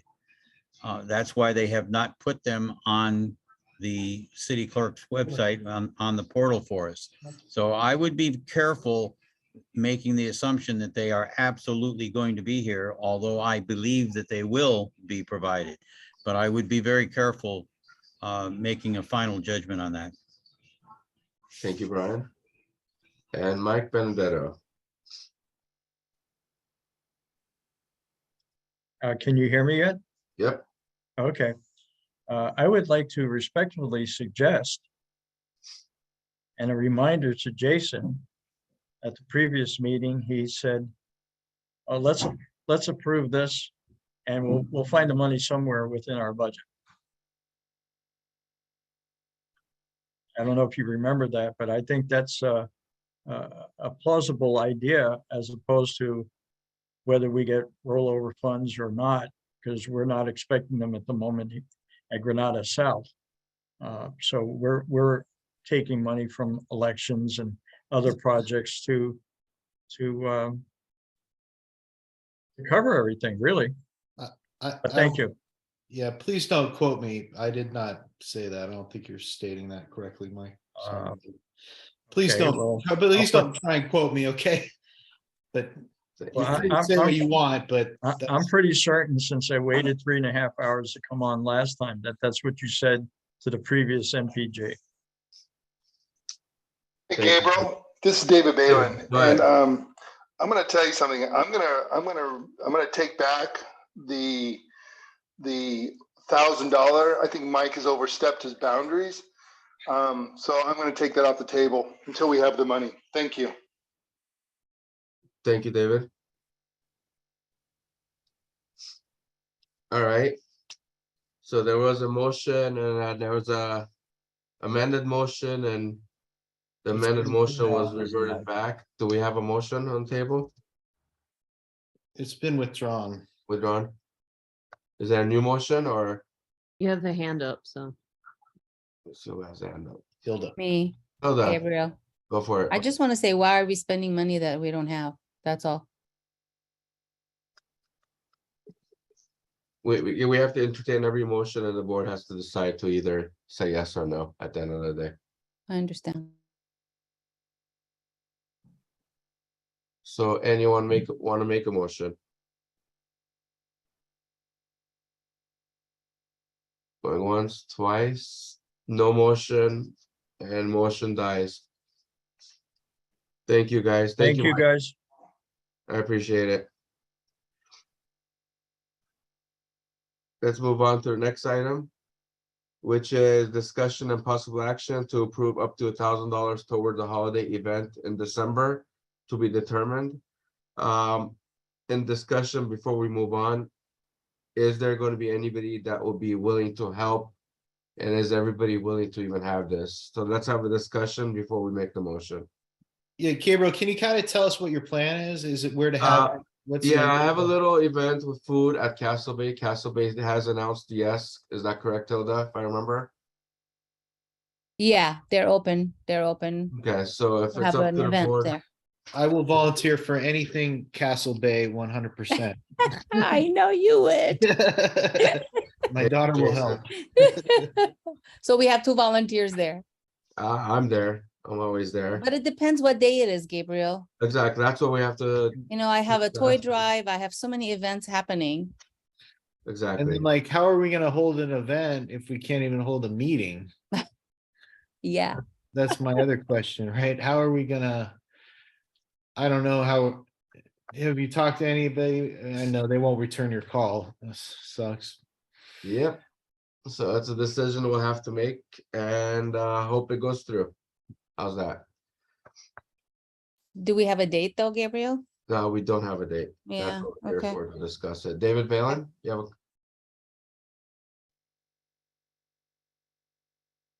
David? Sorry about that. I had my hand up, but you Uh-huh. can count me in. Jason's doing it. I'm doing it. You're doing it. We're all doing it. So count me in. Okay, thank you. Randy? As someone who's run this before, I feel like we're doing this way too late. Yeah. Like a month out is way too late. Like you can't even bring forth the thing that says like, here's what we would pay for the money without doing for food, without doing a special. And we just went through this, that we don't really have money right now. Like, what? Oh, we like the way we, instead of doing it as an event, we've done it as a special meeting. Remember, we had to do the Correct. meeting and then, but we Yeah, can't even have a meeting though. So I don't know how. Yeah. Yeah, we and can't do it as a She's special. right. Usually we need like 3 months in advance. It's gonna be. Yeah, it took like 3 months to run this thing, and I think it's great. I think we should start doing those again. I don't think doing it next month in a half month, and I know I'm going to be out of the state quite a bit of that month. So depending on when it is, I mean, I may be able to go. Yeah, I think it's a great idea. It's just not a 4 weeks beforehand thing, especially not when we don't have any money. Yeah, maybe we can plan something for like first quarter of next year. And that way, hopefully we'll have our funds and we'll have some clarity on in-person, gatherings from the city. Yeah, I'd like to have time to do it. Gotcha. Any other comments? It is discussion right now. Jennifer? Hi, guys. Yeah, I agree with Jason and Brandy. Like if we can kind of push it out a little bit.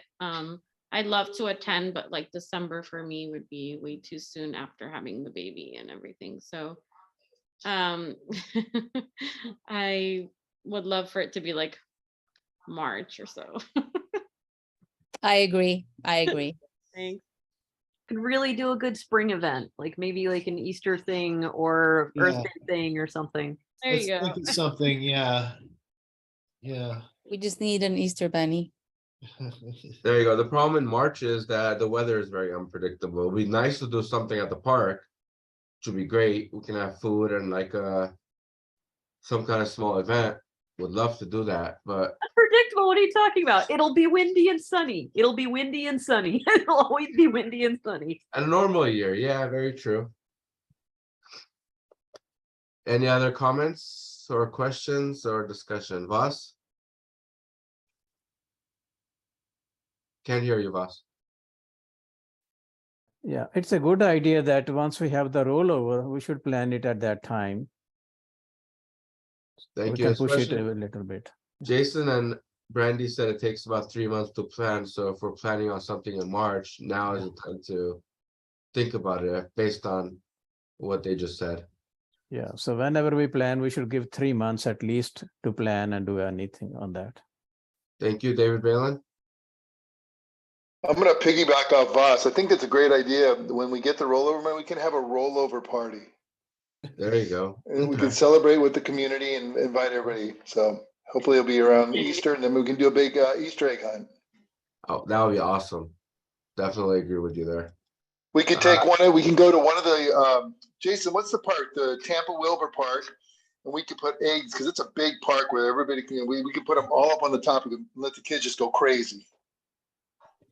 Yeah, and the councilman said that he wants to partner with us on events, and I know they do like an Easter egg hunt, but maybe we could do it in Porter Ranch and co-sponsor something that they're already doing. I mean, it makes it a lot easier if we find something that we already know. Like we partnered with the Y on the cleanup, right? Which is fantastic because they have all their staff members to help all the logistics of it, and then we just kind of do our side, and it's not a big lift for us. Exactly. I can speak to the council office regarding something for Easter or Yeah, we'd like to do something. That would be good. Awesome. Thank you. Let's go. I got Sharon, the floor is yours. Yeah, I was just gonna make the comment because you mentioned about a school that they're on winter break. So that would, depending on when you did it. Correct. And needing 30 days for an event application and stuff like that, that it would probably be really hard to go and do it because of the school actually being closed for winter break. Thank I you. think- Thank you. I think the school had said we can meet or we can do an event anytime before the 17th, I believe. But thank you. Daniels, floor is yours. You ought to think about having a spring event and make it into a big outreach effort for your election. Agreed, thank you.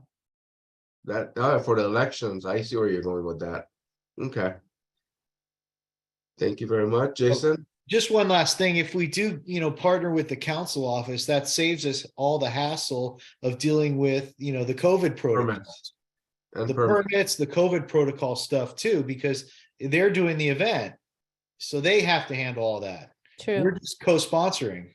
That's right. That's a big advantage for That's us. right. Love that idea. Yeah. And thank you. And I see Colin is still here and hopefully is taking notes. I'll talk to him soon about it. I think he's just working on his checkbook. I don't think he's taking notes. I Any hope he further has money. Just as a note, if we do Easter eggs, we just have to not make the same mistake some places have made and not fill the plastic eggs with chocolate candies because they tend to melt in the sun while waiting for the kids to pick them up. Then there'll be chocolate eggs. At that point, different flavors. All right, so let's go ahead and without any more hands up, let's go ahead and table that motion. It was good discussion and I'll come back to the board, whatever comes up. Let's move on to the next item is item number 18, discussion and vote to bring back our youth committee starting 2023 with one of our executive board members present at every meeting scheduled. Do I have a second on that? I second. Thank you. All right, discussion, any comments regarding anything to do with bringing back the youth committee or restarting the youth committee? I'm at 100%. And I know Becky's not here at this time, but Becky, she requested and I agreed and you agreed and Assad agreed at the time that anybody that's involved with our youth should be, should have their background checked. Correct. Well, we've done it, you've done it. So, there's few of us that have done the background checks through LAPD. Correct. And I believe Madison Chaw's little sister came the Correct. last time. I don't know if we kept her information or whatever. I've But, spoken to her already. She's interested in moving forward. Good. Well, we should probably send out a little notification if we're going to do it and just, reach out to the schools and get more activity. Again, we had a good group, but I'd like to see more youth being involved. It's a tough one because it's, you get them and then they, you just have to keep people coming back or have to get them involved. And you have to let them know that, their voice does have value to the council itself. Correct. So but I'm behind it 100%. Good luck. Thank you. Jason? What is the age range that you're targeting? Is it primarily high school or are you even targeting some of the, middle school or even elementary school? Like is there an age range that you have in mind or is it 13 to 17. 13 to 17? Okay, good. Gabriel can correct me. I think Well, it is. there's two different things. You have a youth board seat and that We may still have that, we haven't assigned. So we're talking about the youth committee at the moment. Youth committee, yeah. Yeah, so when I ask that question, I'm asking it not necessarily for a youth seat. I'm asking that question for people who want to be involved in the committee as stakeholders. Right. So are you looking for stakeholders from middle school or are you only looking for stakeholders from who are in high school? That was my question. I think Voss opened it up. I think 13 is great age. I know we didn't have it at 13 previously, But I think if you're in middle school to high school, I think that's a really great age for youth and high school to work together, because the youth would learn from the high school students, and it just grows from there as they rotate out. You know, it's unfortunate that we didn't have a younger group there underneath Mejia and Right. Madison. That's That's why, unfortunate. yeah. That's Yeah, why I'm kind of bringing it up. So like, as we outreach, I think we should have an age range that we're looking Yeah. for to kind of, so people who get the information can say, oh, well, I'm, 12 or 11, I can do this. No, we have to Exactly. check. And I agree think with it is, you, you know- either 13th or 14th. I am not sure, but we have to check it. But But I know that's one thing, for- that at 18th birthday, they are to be out. That You're is talking for about something different though, boss. Difference, that is, there is no age in the stakeholder, like the Board committee. seat. Yeah, You're talking about a seat on the board, but what I'm talking, there should not be that one on the youth seat or anything, unless we have a youth seat, that age will come. But if we have like student can just come like in the committees, then committee they- stakeholders, I'm talking about a stakeholder on the committee. I'm not talking about a youth seat on the board.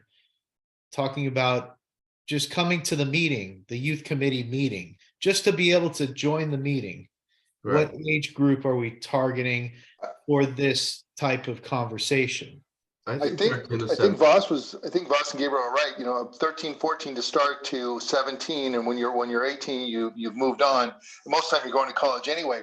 But the good thing is, if we did allow 13 and up, that would encourage the parents to show as well, because no parent is going to let their 13 or 14-year-old come to a meeting, even if it's on a Zoom.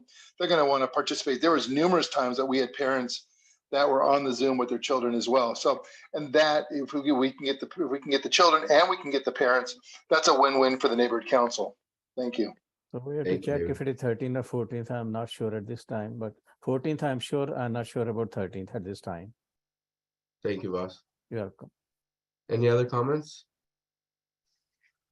Once again, this is basically, we're gonna be calling a vote right now. We do have a first and second to bring back our youth committee starting 2023. I'm gonna go ahead and call the vote.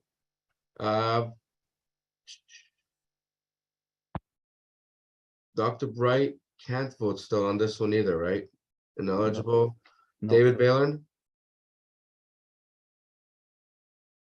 Yes. Thank you. Hilda? Yes. Thank you. Jason? Yes. Thank you. Luis is absent. Becky is absent. Brandy? Yes, Thank you. Jennifer? absolutely, yes. Awesome. Voss? Yes. Thank you. Christine?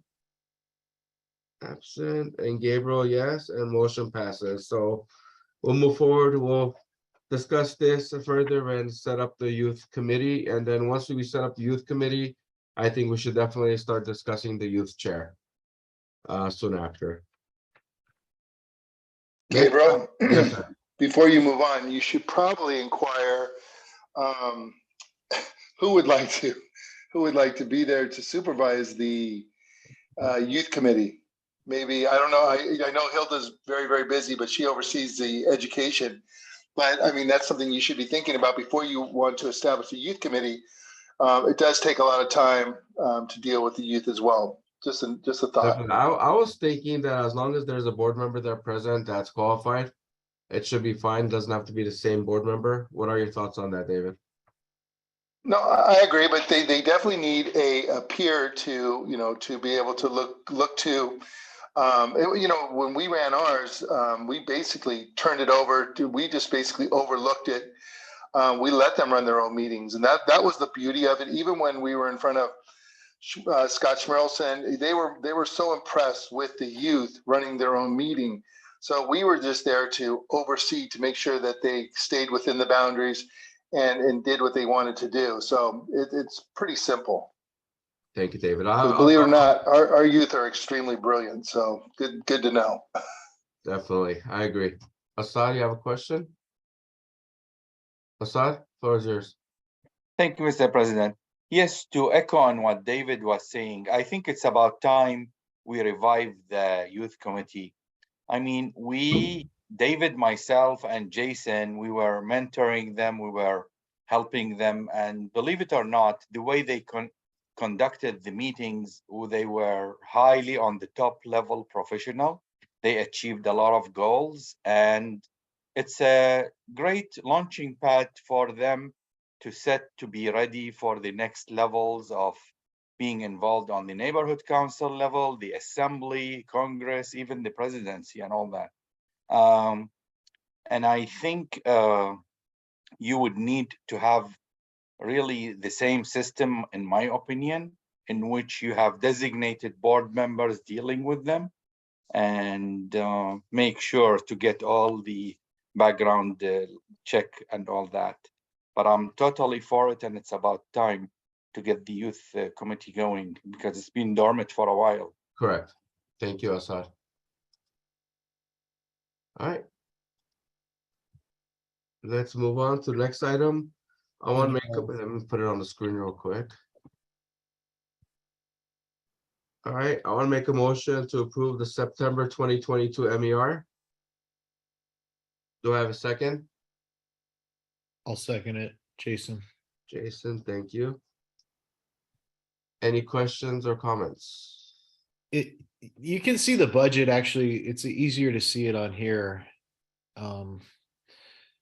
So you see how, yeah, just leave it right there. See how it says monthly cash flow analysis? You have office, outreach, elections.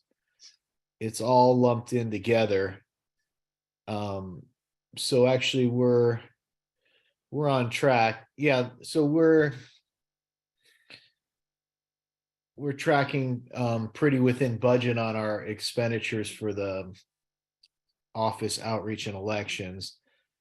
CIPs, we haven't spent anything out, and MPGs, we have of that 2,000 that it shows there, 1,500 is still we have to pay, and then we approved another 1,000. So you can see now we're dipping into the community improvement project budget.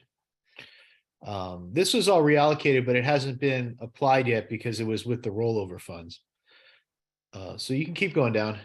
Nothing, let's see, there's a pin for our new board member.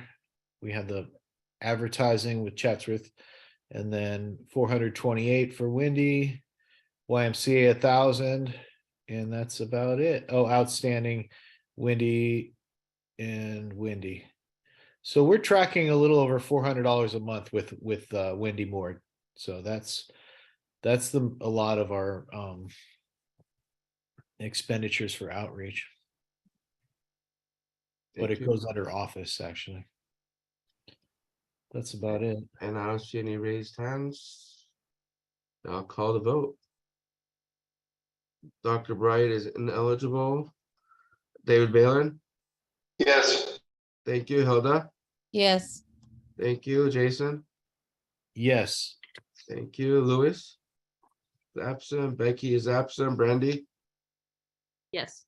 Thank you, Jennifer. Yes. Awesome, Voss. Yes. Thank you. Christine is absent. Gabriel, yes, and motion passes. Don't forget to send me the BAC so I can upload it. Will do. Thank you for all of them. All right, next one is item number 20, budget advocates. Raise your hand from budget. Right, thank you. All right, floor is yours when you come in.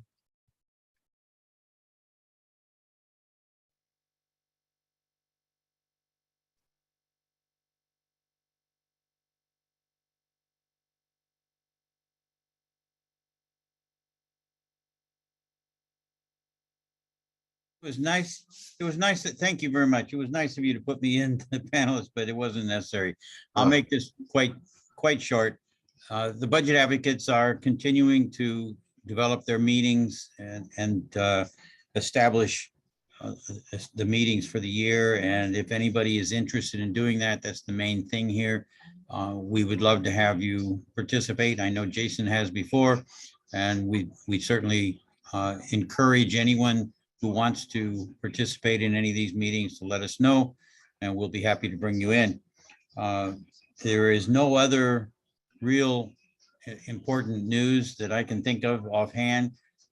We have our own infrastructure changes that we're talking about. We have a committee set up to try to reassign duties or methodologies of operation of the budget advocates. There is going to be a presentation from Dunn with regards to their new method of accounting for the funds. I have it on fairly good authority that that many of our problems of funding and communication about funding is going to resolve itself, but I can't say that for sure. I certainly don't have authority to make that happen, but I do know that there is action going on there to bring us all back into line and get rid of the problems that we have discussed over the last couple of years. So any other questions about that? I'd be happy to answer them. I know that in the future, one last thing, we will be asking for funds, but before we do that, we will be looking at the specifics of the spending, and we will be addressing specifically what we need funds for. I see that coming. I have done a lot of work personally to ensure that the budget advocates know exactly where the funds have been and will be spent. And in the future, the councils will get financial information so that you know what we're doing with the money. So with that, any other questions? Any questions? Raise your hand. Jason, floor is yours. Yeah, I'll just kind of piggyback on what Brian's saying. The departmental the departments are all having meetings, and they're very good meetings if you can get on them. Brian, I'd like to get on the Rex and Parks meeting. I was on more last time, but Rex and Parks is very important in our area, and you know where you live too. We have a lot of big parks and stuff like that. So, but I want to encourage, especially the new members, to get involved with these meetings because you learn so much about how the city works. I was on the sanitation meeting, and it's amazing how much you learn just about what they do. And so, you know, any departments, you know, neighborhood empowerment. I know Voss is very involved with, you know, neighborhood empowerment. Why don't you get on the meeting with the department, you know? So I'd like to see the new people step up and get on some of these meetings, because that's how you build the relationships with the departments. That's how you get things done. When they know you by name, you know, urban forestry and Rex and Parks, like they know us because we've done projects with them. So when you send letters to them and they see you and they, you know, you get stuff done that way. So I highly encourage, particularly for the new people, that you try and make time to get on some of these departmental meetings. Thank you. The fact is, Jason is absolutely right. The need to communicate with the city departments is the responsibility, or a responsibility, of neighborhood councils, and the budget advocates were established because of that need, because of that responsibility and right to look into the city budgets by the neighborhood councils. So it would be good for every neighborhood council to participate in these meetings to learn more about what is actually happening in the city and how it happens. Thank you. Okay. You have a hand raised in the attendees. Yep. Phone number ending with 212. The floor is yours.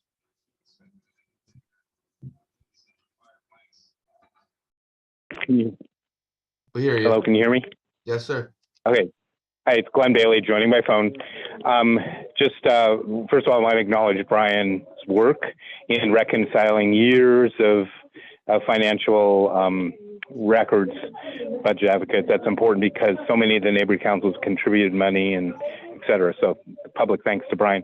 What I wanted to say were two things. Number one, just a reminder to everyone that the trainings that we did regarding the city budget with the CAO, those are recorded and posted on the Budget Advocates website. So just a reminder, if you haven't watched those, please take some time. There's two different sessions. One was August 29th, the other was October 3rd. And they were about 2 hours each. And if you go to www.budgetadvocates.org, up on the top, you'll see the various tabs. Click on the one that says trainings. You'll find those two, as well as some others. And then secondly, If you haven't already, please save the date for the next Neighborhood Council Budget Day, which has been approved for us to have. We've approved the date for Saturday, June 17th, 2023. It's usually a morning, like 9 a.m. to 1 p.m. We, of course, don't know yet if it's going to be virtual, in person, or hybrid, but so stay tuned on that. But June 17th, please save that date. Thank you. Thank you. Any further comments, questions? No further comments. Thank you. Thank you, Brian. You're welcome. Thank you. And we'll see you next time. Thank you very much. Let's move on to the next item is update from CAG. I brought him in, Oh, you did? Okay. I think. Do you see him there? There he is. Okay. Hi, Craig. good evening, everyone. Craig Galante here with a quick CAG update. Thank you, President Gabriel and the board. Quite a bit has happened, but the update will be brief. The Board of Supervisors did approve. Oh, by the way, I'd like to share screens. I want to do, maybe you could turn that on while I'm explaining that UCLA was selected as the research agency.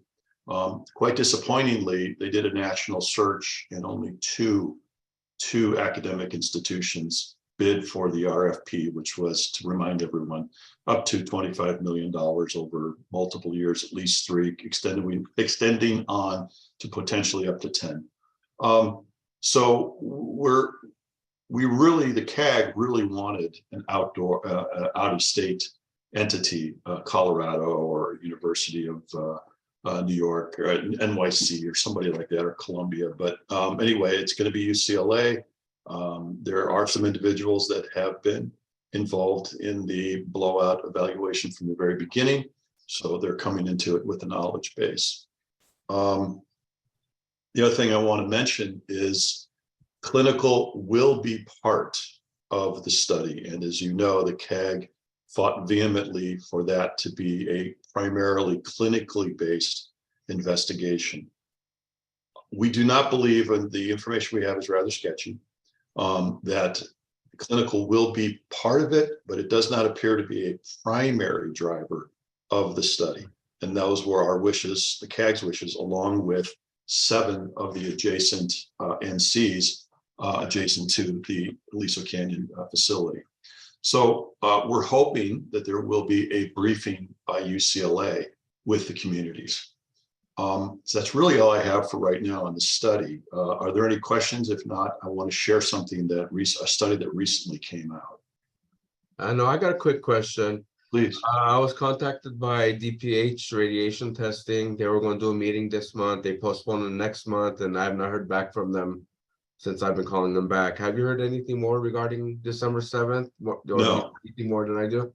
I do not, Gabe, and I will also tell you that DPH has not engaged with the CAG since, I think, March or February. And now that the RFP process is done, we were hoping that they would re-engage. They haven't, so perhaps the CAG will reach out to them. I do not have anything on the radiation, but it's long overdue. Gotcha. It's set for December 7th. They're looking for a room, and I have not heard anything more after that. So, well, if you're in contact with them, I'd ping them. Maybe I have been every day. So, oh, okay. Well, thank you. Thank you for doing that. No problem. And you want to share screen? You should be able to. Please. Okay. So recently, a study was published on the gas that comes into our homes. So evidently, all gas stoves leak, and all appliances leak at least a little bit. So a study was published in a journal. So this is legit, it's peer reviewed, and they studied 159 homes. You can see my screen, correct? Yes, we do. Great. Okay, 159 homes throughout the state of California. And I'm going to cut right to the punchline here. And you can all read that and check your math and all that. But these are the toxins that were found in the gas. Hexane, heptane, tylene, benzene, which is the really nasty one, But when I cut, let me get right to that punchline. They looked at it by gas company, the benzene. They really focused on benzene. To remind everyone, the World Health Organization says there is no safe level of benzene exposure. Okay, the EPA says 1 part per million is the maximum you should be exposed to on a regular basis. But California is much more strict. They say 1 part per billion, which is 1,000 times lower than what the EPA says is okay. So when they did the analysis of 3 gas companies, by far, San Diego Gas and Electric was the best. PG&E was the next worst. Look who was the worst in the state of California, our own SoCal Gas, which put out an average of just over 2 parts per million average. Remind everybody that is 2,000 times greater than what the Cal EPA says is safe for chronic exposure. 2,000 times higher. And they also, SoCal Gas had the worst disparity. These are called whisker charts, which I think are pretty cool because that is the mean. That's like 95 percentile, and these are the outliers. So by far, SoCal Gas, measured in people's homes, has the highest concentration of benzene in the state based upon this study. The story gets worse, everybody. So this is broken out by gas company and then by geography. Again, benzene, no safe level of exposure according to the World Health Organization. So this is the Bay Area and Fresno. Greater Los Angeles had 40 homes analyzed. And they saw such a disparity in the volumes of benzene in the North San Fernando Valley and Santa Clarita Valley that they called it out separately because it was so extreme. So here's that same chart. So the greatest offender of benzene in the gas delivered to our homes is SoCal Gas. And presumably, although the study doesn't call it out, this must be coming, I think, in my opinion, and it has unsubstantiated, but it's more likely than not coming from Aliso Canyon. Remember, Aliso Canyon was an old gas storage facility.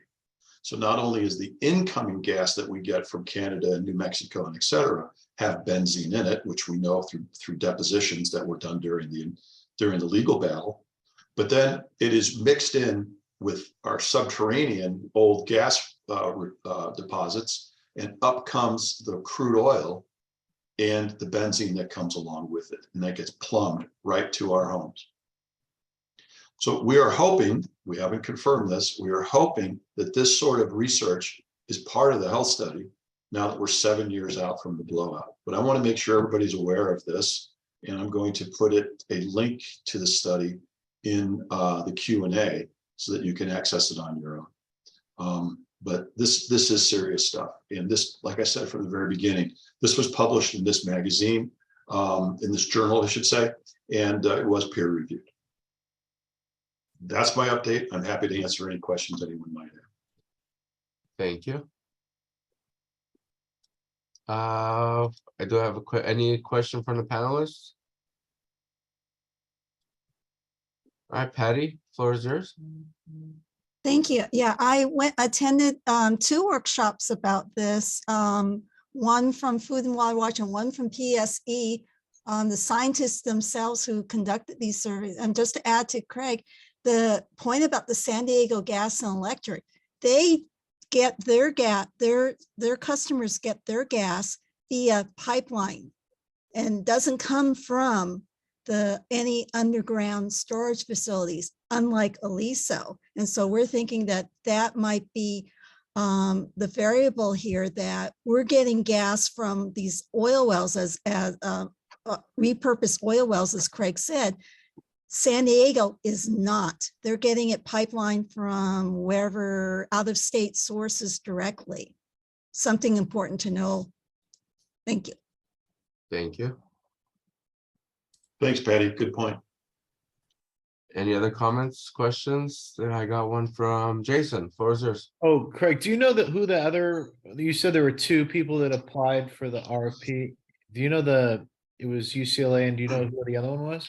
You know, I am not definitively sure, but I suspect it was UC Irvine. I got you. Okay. Thank you. But I do know because the Department of Public Health told us there was only 2 bidders. Which I think is really disappointing. I'm just shocked that the County of Los Angeles couldn't attract the best talent globally for the biggest natural disaster of natural gas and the accompanying chemicals. I'm just shocked by that. What does that say about the credibility? I'm very disappointed. Question is how much outreach was made regarding trying to get more bids? They claimed that they did extensive outreach. They were very proud to explain that Patty was on this call and how extensive their outreach was. And then they said there was only 2. Interesting. Dr. Bright? You're muted. Thanks. Do you know if this was spread between the 2 bidders or it was a winner takes all? I'm so sorry, Doctor. It got garbled there. Could you try it again, please? Do you know if the award of this research was spread between UCLA and UCF, or it was a winner take all? Winner take all, UCLA, with UCLA has the ability to subcontract out. Oh, okay. Thank you. Sure. Patty, you have another question? Go ahead. Can you hear me? Yes. Oh, okay. I'm sorry. Yeah, I believe it was UC Irvine. They were in on that 4 vendor proposal meeting. So we think it was. PSE, which did this gas stove story, is listed on the scope of work as a subcontractor. So I was very happy to see that, because maybe this study will be part of the overall health study. And they had a whole bunch of other academic subcontractors, I think Cal State, Sacramento, and a few others, and a few academic ones. But it's on the scope of work. It's just that they weren't very specific about what they're doing, but the clinical one will involve blood testing of 400 subjects within a 5-mile radius. And it seems like that's pretty low sample. That's 0.001% of the population size that DPH the SOC came up with. So pretty interesting. Thank you. You know, we don't know. Thank you, Patty. We don't know how robust the clinical will be. We really should advocate for it to be far more than simple blood draws. I mean, the Gulf did extensive protocols, and I'm getting an affirmative head nod from the doctor, which is good. You know, it should be pulmonary, it should be cardio, it should be, you know, the organ systems to truly understand. Because once again, there is no literature when you do a composite of things that we were exposed to. There's literature on if you were exposed to benzene, what can happen. But if you got benzene, acrolein, or Captain, Tylene, all the BTXs, there is no literature that suggests what happens to the body when you have the cumulative effect over prolonged periods. So that's why the clinical evaluation is the path that this community needs to continue to advocate for. Thank you, Craig. And I think that the neighborhood council will have a chance to do that. I hope so anyway. If we get invited. Yeah, and you know, we should make a big stink if we're not. So I agree. Any further questions or comments? With no further comments, thank you, Craig, as always, for the You're welcome. updates. Thank you. And stay in touch with me, and I'll stay in touch with you regarding the study that they're going to start apparently. Yeah, December 7 one. Absolutely. I appreciate it. Thank you, Gabe. Craig. And I can't exit out of sharing screen for some reason. You're stuck. Man, I feel bad for you guys. Well, when Gabriel, if one of us starts sharing, it'll cancel. There you go. Thank you, everyone. There you go. Thank you. Did it stop? What did it do? No. Oh, it's going to tell me to share This is something. odd. All right, I'll share something real quick. Here we go. There we Yeah. go. Okay. All right, next item on the agenda is updates regarding the community air monitoring. All right, And is Don here? I believe I saw him. he's been there. I got it. I got him too. There we go. All right.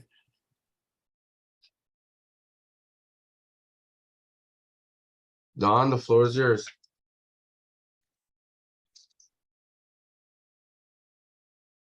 Let me unmute. There we go. Sorry about that. You know, Craig, that's very, very interesting that what you just showed. And I think something that I hope you guys understand is how we could help support this effort is the fence line systems that we're putting in were specifically designed around methane and BTEX. And the systems we're installing are the best in the world. The detection limits are well below, you know, as you said, Craig, there's really not a lot out there as to what is the true lowest concentration considered to be a health limit. But from a technology standpoint, what we're deploying is the lowest capable from a technology basis to detect BTEX gases.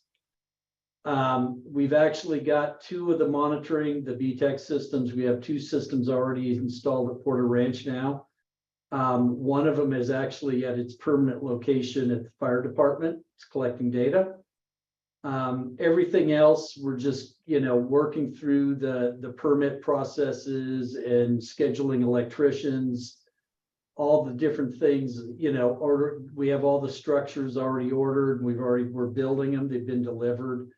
So we're moving technology and migrating it out as quickly as we possibly can, with the goal of kind of getting it away from where we had them in some temporary locations to moving them into their permanent spots. You know, and we're getting that done, like I said, as quickly as we possibly can. We've also, we're very close to the point of being able to, I mean, we've already given you guys a website where you can actually access data.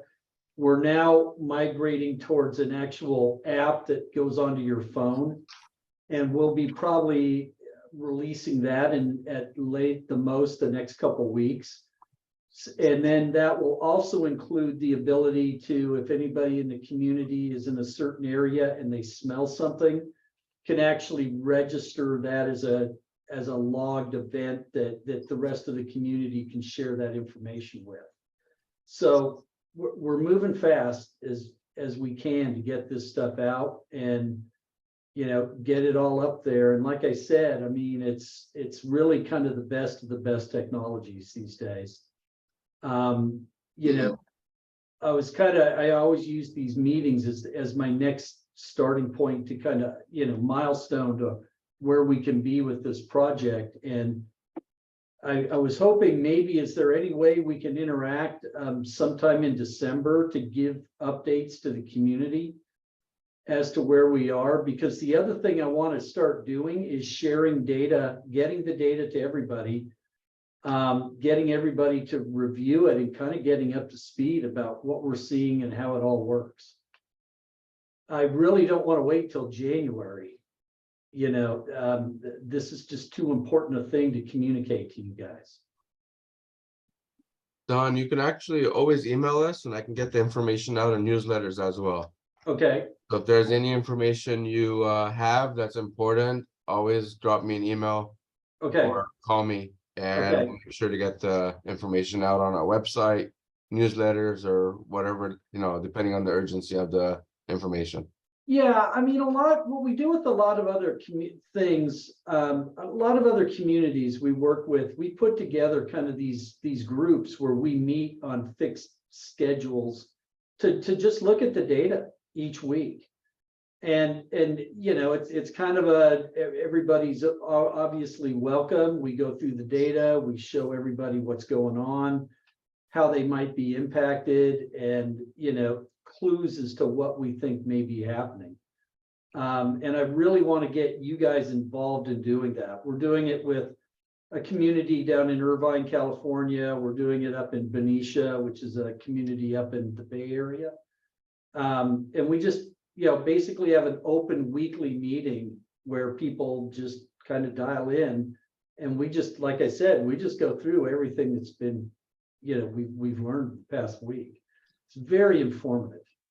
Then, a quick question for you, Don. What is the highest reading you've seen, would you say, last 2 weeks? We really have, what we're seeing is basically what we would kind of be considered ambient levels of stuff. We haven't seen anything like nothing I could trace back, for example, to Aliso Canyon. So, the methane, which is really what we're seeing, and we're still doing the final run through on the gas chromatograph, the BTEC system. That's the shining star of this thing. It has detection limits down to about 1/10 of a part per billion for benzene. So right now we're kind of, the data is sort of under embargo because we have to do a final calibration of the system in the field. And the way the EPA sets these instruments up or tells us to do it, every time we transport them out, we have to do another set of calibration gases and checks. And once we do that, then we release the data once it's past that QA check. So the vendor, who is very high stress about getting this stuff right, is kind of finishing that up. I'm hoping, this week we'll be able to then release all the data.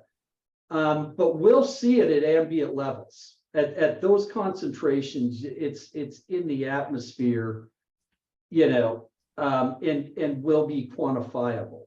These are the things I'd like to share in some of the data group meetings, and then we can, make it more, again, get it out to the public in general. But, and then, like I said, we have a number of methane monitors running right now. They're, like I said, average is somewhere between about 2 part per million, which is what you expect to see, to about 3 to maybe 3.5 part per million. When we were getting, during the gas blowout, what we recognized was people, when we were running the air monitoring station at Susan's house, when the concentrations got to about 5 part per million, people would start smelling the odorized methane. And that's when we would start getting deodorant in the methane. About that level is when people would start to actually let us know. And that's when, again, that's why we want to tie this all into the BTEX data as well with this. Got it. But- One more Go ahead. question. And I know Jason has a question. He has his hands up. I've noticed that there's like a 30-minute to an hour and a half delay on the website a lot of times, especially on nights. Is that going to remain like that, or can we No. do something like 5 minutes or 2 minutes or 1 minute or?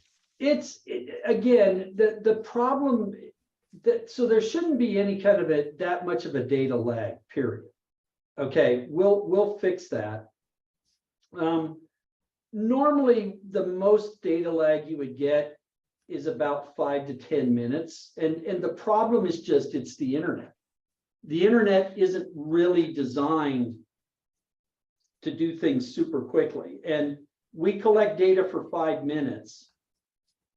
Then we then report it through the internet. So there's, you'll normally see, and it also depends on when we say we've started to report data.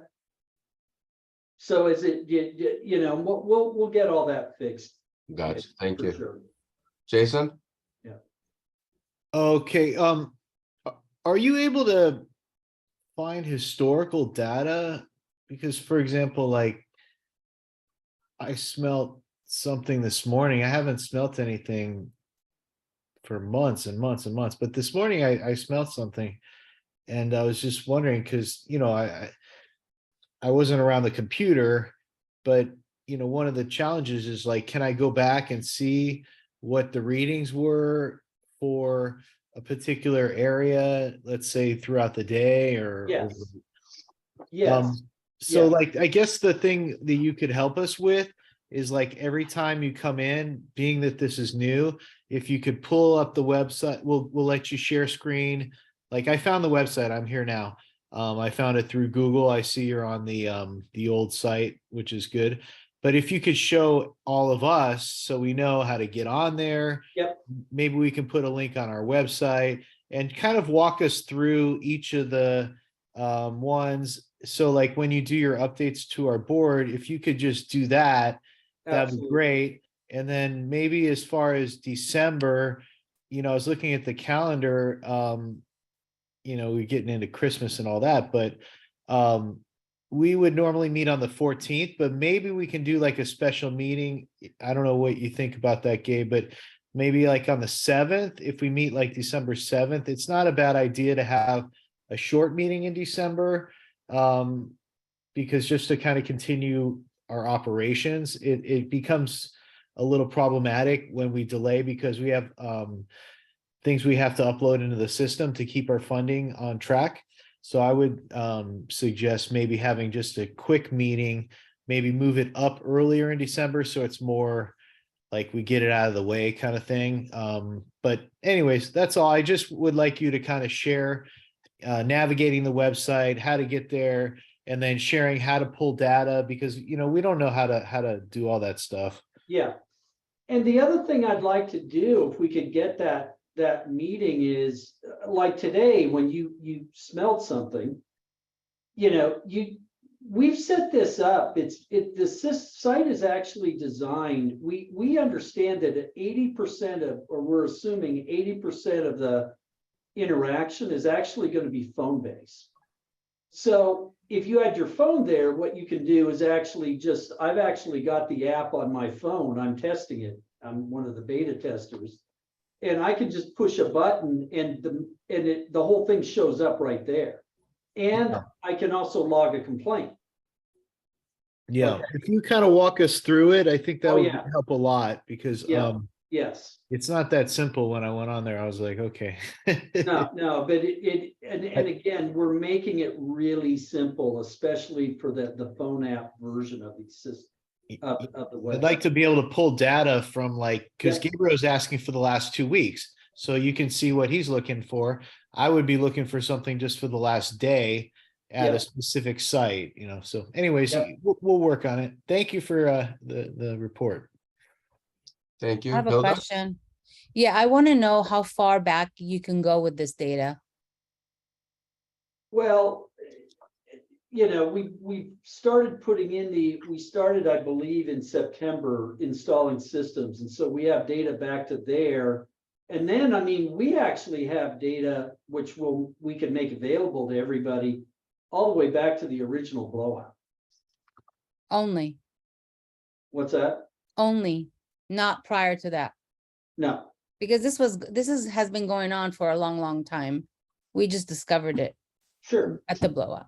Yeah. Okay. All right. Thank you so much. Thank you, Hilda. Any further questions or comments? No further comments. Thank you. Oh, Craig, you have a question? I do. Thanks, Don. Just so we're clear, Don, both the EPA and the Cal EPA have set limits for benzene. You said it was not defined. It is clearly defined for 8-hour and chronic exposure. EPA is 1 part per million and Cal EPA is 1 part per billion. Yeah. But what I was referring to, Craig, is kind of what you were referring to, which is you go to the World Health Organization and they're like, there is no level. Correct. That is, we don't know what the chronic or these levels should be. Oh, And- no, I interpret what the WHO says is that there is literally no safe exposure of Right. benzene. Right. Not that they're saying they don't know what the minimum could be. Okay. They're saying there is no safe level of exposure. Yeah. So they're saying you should abstain from it. Don, last meeting you told us they were calibrating. Can you please, two questions. Can you please tell us why the calibration and the QC is taking so long? And then secondly, can you tell me why I'm on your website now that there is no readings, no histories, nothing? The reason we can't release the data, that it's collecting data. Okay. And once it's a pretty intricate process to do these calibration checks. And the Air District is very, very very structured on this protocol. So once we get the final calibration, because we moved it, you know, it was installed last week at its final place. And once the vendor, it's a Taiwanese company, they're over here doing the final calibrations, then we release all the data. It's all available at that point. But we really, the way the EPA and South Coast says this is they don't want you to anytime you move a system, you have to do a complete recalibration. And these things are just incredibly sophisticated technologies. Okay. So, but they like I haven't said, been, are they going to be, the two that are up now, are they going to be moved again? No. Okay, so Don, this is one of the biggest fears the community had, was that there would be a gatekeeper. The AQMD would be a gatekeeper. So if you ever get that sense that they're gatekeeping data, we need to know about that. And I'm a big fan of you hosting weekly or bi-weekly meetings to help walk us through the data and a portal so we can download the data and look at it ourselves. There's a lot of really bright people in the community that would devour this data. And we're completely set up, ready to do that. And even the data that's been collected, let's just say there is an issue with some kind of a calibration thing, we'll ultimately release all data. We'll just notate, you know, what went on. Okay. But they don't, we're running the data, you know, and you guys get it. All right, so if you could give us the historical, Don, I think that would go a long way in credibility. Okay, thank you. Yep. Big fan of web meetings where we could spend 20, 30 minutes talking about the data. They are awesome. And again, with the technologies we're using, we'll see really, I hate to, you know, really interesting thing. I'm talking as a stupid scientist, not as a community member, but you know, we're working with such really cutting edge technologies that we're seeing this when we've installed similar systems in other parts of the world. And we're seeing amazing things that no one has ever seen before because this technology is so advanced. And no one was looking either. Right. So exactly. It's about time. Yeah. Thank you. So it's a really great piece of equipment to have around, especially if you live near Aliso Canyon. Thank you, Dr. Bright. Yes, I have a question for you, maybe two. What is the purpose of this data you are gathering? What is the purpose of the data? The purpose. Oh, the purpose? Yes. Of the community meetings for the sharing the data? The data itself. When you pick up this data, take the measurement. The measurement you have, you know, is what you name data. What do you do with it? Well, the major reason, you know, I guess the best, I hate to throw it back at you guys, it's the data is yours to do with whatever we can do, be it health-based studies, be it source identification, be it, you know, understanding where odors and nuisances may be occurring at any given time. We're working for you. That's the whole point of this. And kind of what we're doing with our teaming relationship with UCLA, who is really the best of the best in these fence line systems, using the beams of light right at the fence line of the refinery, is to get you guys the best information you can get. And what we're really trying to do with these systems is get either, you know, it's kind of an all of the above. We want to get the lowest possible detection limits we possibly can get for these harmful gases, and we want the quickest response time. And we want to communicate that to a way to the community that you guys can benefit from that. Okay, the second question would be, if we do not know if the impact of excessive either injection or taken in any way. What are we doing? What are we doing? We don't know if it is harmful. We don't know if it is not harmful. We just know nothing. So we just gather data. Okay, I saw data. In today's world, every equipment is 1 part per billion, and we have 1 part per trillion in my field. But the point I'm looking at, according to the study you said the UCLA got the funding, is it to look for what harm it costs human being, or just to look at what I don't understand. That's what I Well, and I think you need to understand too, that what we're doing with the fence line and community air monitoring system is a completely separate project than the UCLA study, the health study. Now, if they want our information, obviously we will give it to them. And you know, to do any kind of health-based assessments they want. Obviously, that data will be presented to them, you know, as well as to anybody in the community who wants it. It's okay. All right. Thanks. Thank you, Jason.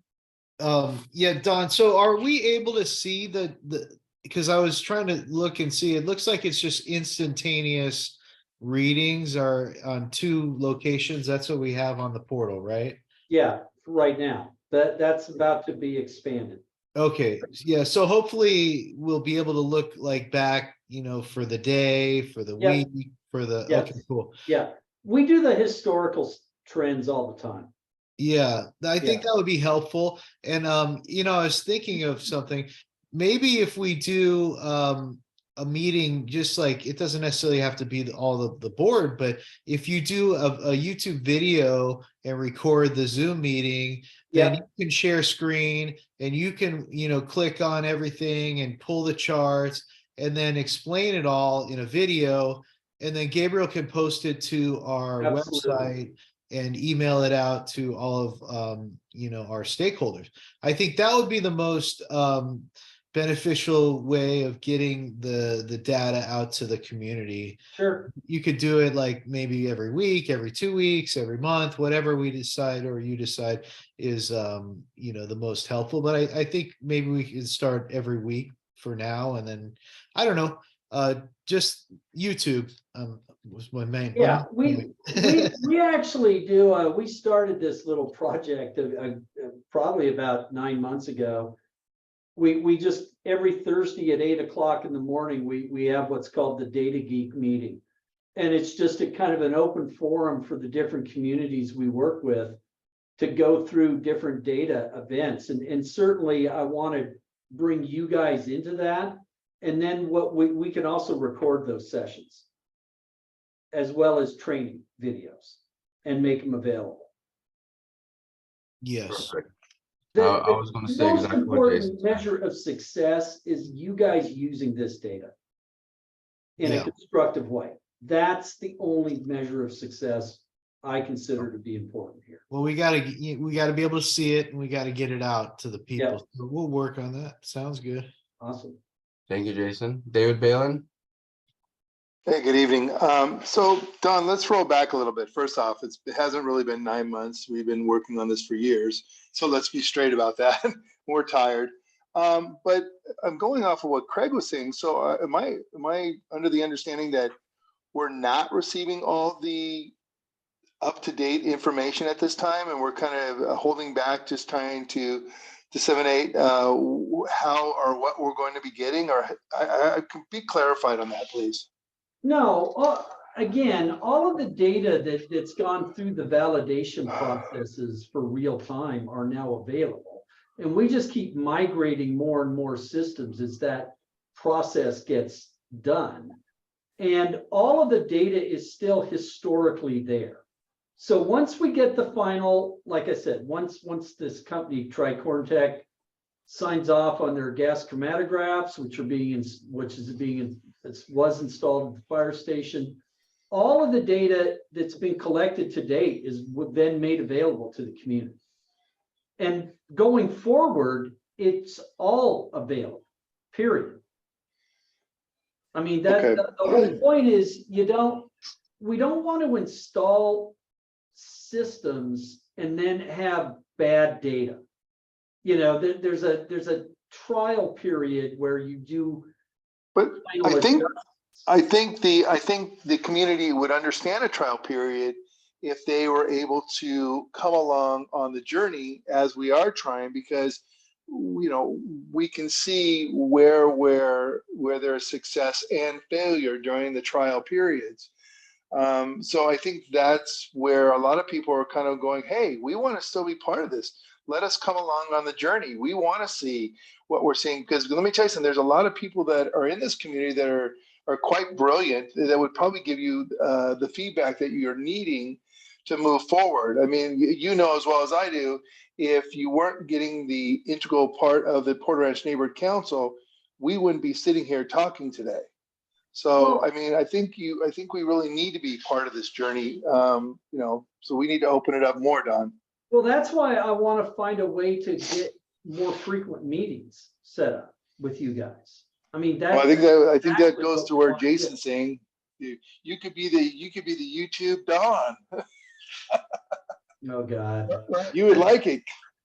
Come on, you'd be hysterical. People But already I want see my to ugly also, face too often, man. I'd have to wear a disguise or something. I mean, but I want to go on and tell the doctor, one of the things you are alluding to, are these chemicals, what is the harm? All the chemicals, just so you know, the chemicals that this community has faced, we've been asking for the chemicals that came out of SS25 for the longest time. So just so you can be perfectly straight, the chemicals that this community has faced were extremely harmful. I know you were asking because you didn't understand, but the chemicals that came out, they were extremely harmful, and we will know in the years to come. So don't fool yourself. We were affected by the chemicals that came out of the well. To what extent, we won't know, but time will tell. Thank you. I understand that. That's what I was driving at. I've been here for too long in Porter Ranch. Yes. And up till now, we don't know what harm do we get. We don't know any symptom. And I read about this air monitoring and so on quite a while ago. And I said, to what end? Until I hear today that there is a study. And then now you tell me the study has nothing to do with it. There was a time in my house that gas just smelled like crazy. When I go to my north gate in my house, the gas just smell. I have to call, I called twice. They finally come and don't know what they did, then the gas doesn't smell anymore. I'm not far from Aliso, Kenya, and we know what we took in. There was a day we had a meeting, Porter Ranch thing, when the gas company came to talk to us. The church opposite Shepherd of the Hills, the Korea church there, it used to be Korea, some university, they call it, but then nobody could stay. It was so terrible. But we inject all this into our system. That's why I was asking. I was not asking to trivialize it, or I'm trying to see if there is anything that they set to do about it. And also, if your meeting is every Thursday to brief us, understanding that your data cannot be reproduced. It's a one-time thing. It becomes absolute if we can't reproduce it. So it's good that the meeting become more frequent, like you said. So I would be very glad to attend your meetings if I know when you are holding these meetings. We would I mean, again, I got to reiterate, we want public participation. That is critical to this. And another rather interesting thing, Dr. Bright, with the technologies we're using, you can actually go back and check the raw data to see if there are other gases present that we, for example, may not have even known existed, were present in the atmosphere when the measurements were taken. And because we store all that data, it's a treasure trove of information. One of the things that we actually found about 3 years ago with the fence line systems that will be coming into play with you where you are, is that there's a gas called furfural that's actually associated with wildfires. And the furfural is actually quite toxic. We didn't know that we didn't know that the equipment could sense it when we installed it at the location, but once we found it, we went back to all the historical data and pulled that chemical back out of all the historical data. So this is a real treasure trove of information for your community. And like I said, what I'm hearing tonight is the thing I really want to do is get you guys involved, to understand the technologies, understand the data, be a part in understanding what we're looking at. The community component is critical because you guys have insights that the people who operate the equipment aren't seeing. And without that information, it just loses a lot of value. So it's getting participation is the most important thing we can do. Thank you. I got 3 more attendees and then we got to go on. Patty, floor is yours. Thank you. Maybe to help, if I'm not misunderstanding what you're saying, Doctor, and if, add on to what David just said, back in late 2015, early 2016, when Don first set up the fence line, it became very valuable to us because many of us were getting symptoms, the nosebleeds. I was coughing like crazy, and I would look at his site and go, oh my God, there's a lot of methane. And it actually made me sick. I have chronic bronchitis now, and other people have had cancer. My husband has cancer.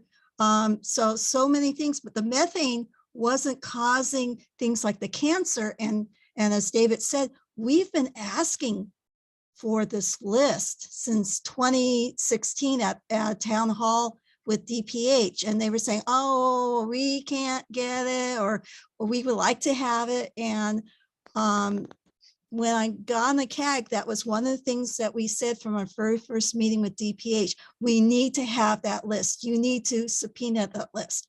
And we've been turned down for that subpoena. And why? We don't know, but it seems like without that subpoena, without getting from the horse's mouth what chemicals we were exposed to, we might know about A, B, chemical C, chemical D. There might be a chemical E that's reacting with chemical A. And I'm sure you've taken a lot of chemistry like me and some other people in this community. There's reactions that make chemical A and chemical E worse than just being exposed to either one of those. And that's what we're concerned about. And that's why we've been pushing for this chemical list. That's why this system is a godsend, because it's adding BTEX. And the only reason we're getting that is because of that consent decree that got us the health study, which is starting like 8 years too late, getting us this BTEX system, which we should have been given at the very beginning. We previously, besides his excellent fence line that was so valuable to us, we got there was a criminal case against SoCalGas, and they were required to install these monitors that he's using for 2 of the monitors, for the BTEX monitors. And those are often offline. In fact, they were actually set to private at times when there's been leaking. And it's very, very it's very troubling that often we get these symptoms from the methane and we can't find out. Now we're finding out that so many people in this community have gotten cancer.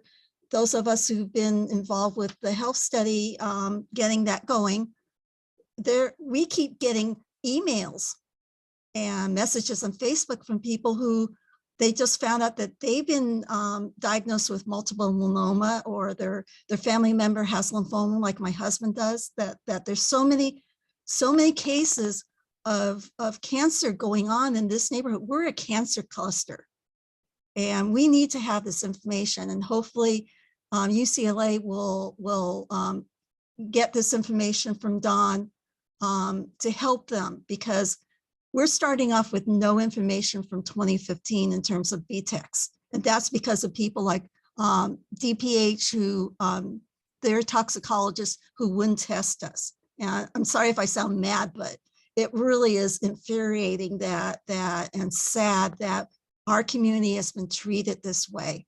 And so thank God for Don, for Dr. Nardella, and all our other heroes in this neighborhood who've been helping us so much. Thank you. Well, and thank you for that. You know, we've already been in contact with UCLA, the health study people. You know, they've reached out to us. I mean, we worked together during the original blowout. Any information they need, we're going to give them, you know, flat out. I mean, that goes without saying. You will never see these systems go offline and be hidden. You own this data. It is yours. You have first right of access. That's all there is to it. So fantastic. These systems, that there won't be any funny business whatsoever as far as getting the stuff.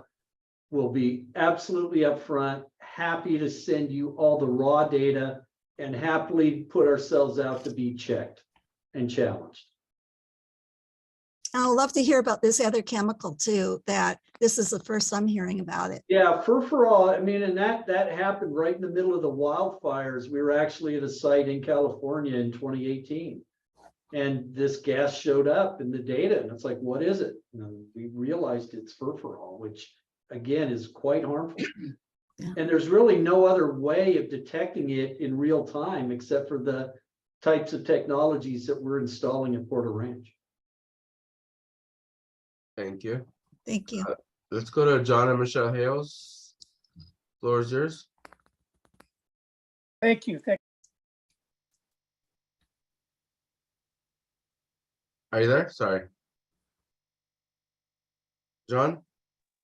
There. There you go. Okay, thank you. Appreciate that. Yesterday, I met a young lady whose family bought a house up in Porter Ranch a year and a half ago. So obviously, knowing what we know, I started asking her questions. And you know what? She knows very little or nothing about all that activity. So once I realized that, I started to ask her, didn't the real estate people go through long, detailed? And she said, no. So there is not only that layer, which is an additional layer to the people that were there and moved out for health reasons, but those people who came in and bought those homes now don't have a clue what's going on. But I guess what I'm hearing is, I worked at Phillips Medical for 27 years in radiology.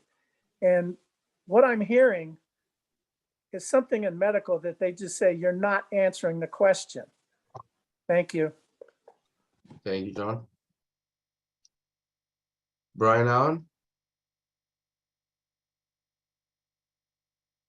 Thank you again. I want to address, I'm a very logical person, and I want to address the issue that I think I'm hearing. Don, you're telling us that the information is ours, the community. You're telling us that you've got state-of-the-art equipment, that you're finding things that you didn't even know existed. But you're also saying that you can't give us all this information yet because it's under it's under review to calculate it properly and make sure that the information is accurate. The fact is that I think we all agree, and I think we all know, and I think it will be confirmed by anyone who asks, that there is leaking coming off of that field. And if that's true, and if the study that Craig just provided to this council tonight is factual, which I believe it is because it's been peer reviewed, then it would seem to me that your monitor or monitors, whether it's 1, 2, or 50, would be picking up the fact that there is some benzene in the air. All right. And if that's true, then that should blow a whistle of urgency immediately, not 6 months down the line, not after somebody has done their calculations and set the systems so that they are absolutely accurate. It should be something that is urgent now. And I don't understand. The logic here evades me. Why would anyone say, well, it will be yours as soon as we're comfortable with it, which leads me as a skeptical person to think that somebody's tampering, even though you're saying not. And usually when somebody says nobody's doing anything nefarious here, that always tells me that somebody is doing something nefarious. But the fact is, none of this makes sense. The logic doesn't flow. There should be some action taken now, not 6 months from now. How do you justify this situation? And I want to believe you, believe me. I want to believe that you are being honest here, but the words and the actions don't fit, not in my mind. Well, first off, we're not talking about 6 months. We're talking about, at most another week. It shouldn't be a day. Well, but here's the problem. And this is what everybody needs to understand.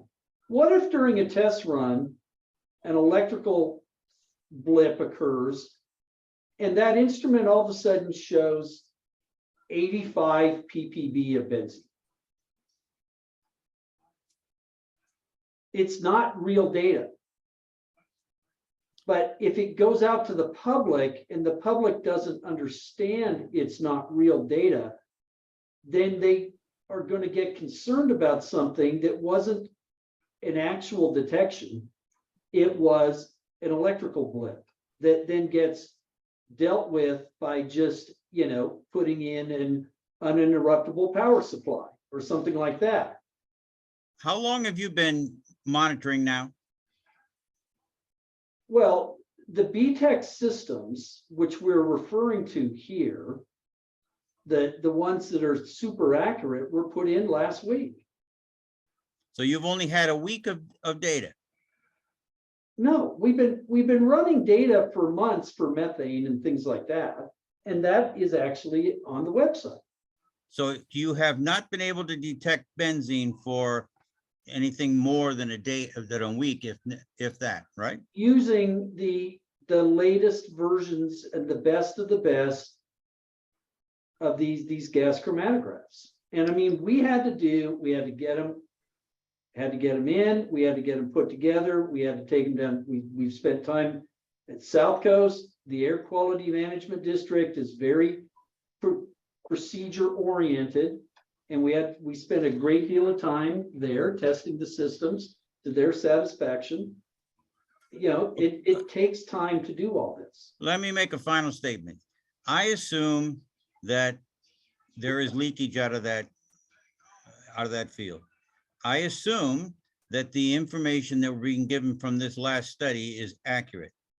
Therefore, if we don't hear from you or someone else in an urgent period of time, which may be a week, maybe a day, maybe 3 days, maybe 10 days, if we don't hear anything that is called to an urgent issue, then I have to assume that all this information is inaccurate, that you're not finding anything. But if later on we find something, if it is found to be true and nothing is said over this period of time, then I think there is nefarious actions being taken care of. And that's just my opinion. It doesn't mean that I'm right. I'm not God, but I can tell you that the logic doesn't fit. Thank you very much. Thank you, Brian. With nothing more to add, we can thank you again, Don, for being here. And like everyone said, if you can give some kind of update every week or every 2 weeks, especially right now, would be Absolutely. great. And then any YouTube videos they were saying, or any kind of clips you give, we can post it, upload it, etc., to get the information out. That'll be appreciated. Perfect. Thank you, Don. We'll get it done. I appreciate it. Let's move on to the next agenda item, which is number 23. Motion to approve September 14, 2022 minutes. Do we have a second? I second. Thank you, Voss. Any questions or comments? All right, let's call the vote. David Balin? David? Yes. Thank you. Hilda? Yes. Thank you, Jason. Abstain? Abstain. All right, Louis is absent. Becky's absent. Brandy? Sorry, you cut out. Which one is this? September 14. September? Correct. Abstain. Thank you. Jennifer is absent. She did leave. Voss? Yes. Thank you. Christine? Absent. Gabriel, yes, and motion passes. Thank you. Next one is motion to approve October 12, 2022 meeting minutes. I have received some updates on it, so I'm going to be tabling this one till next month until I update those information.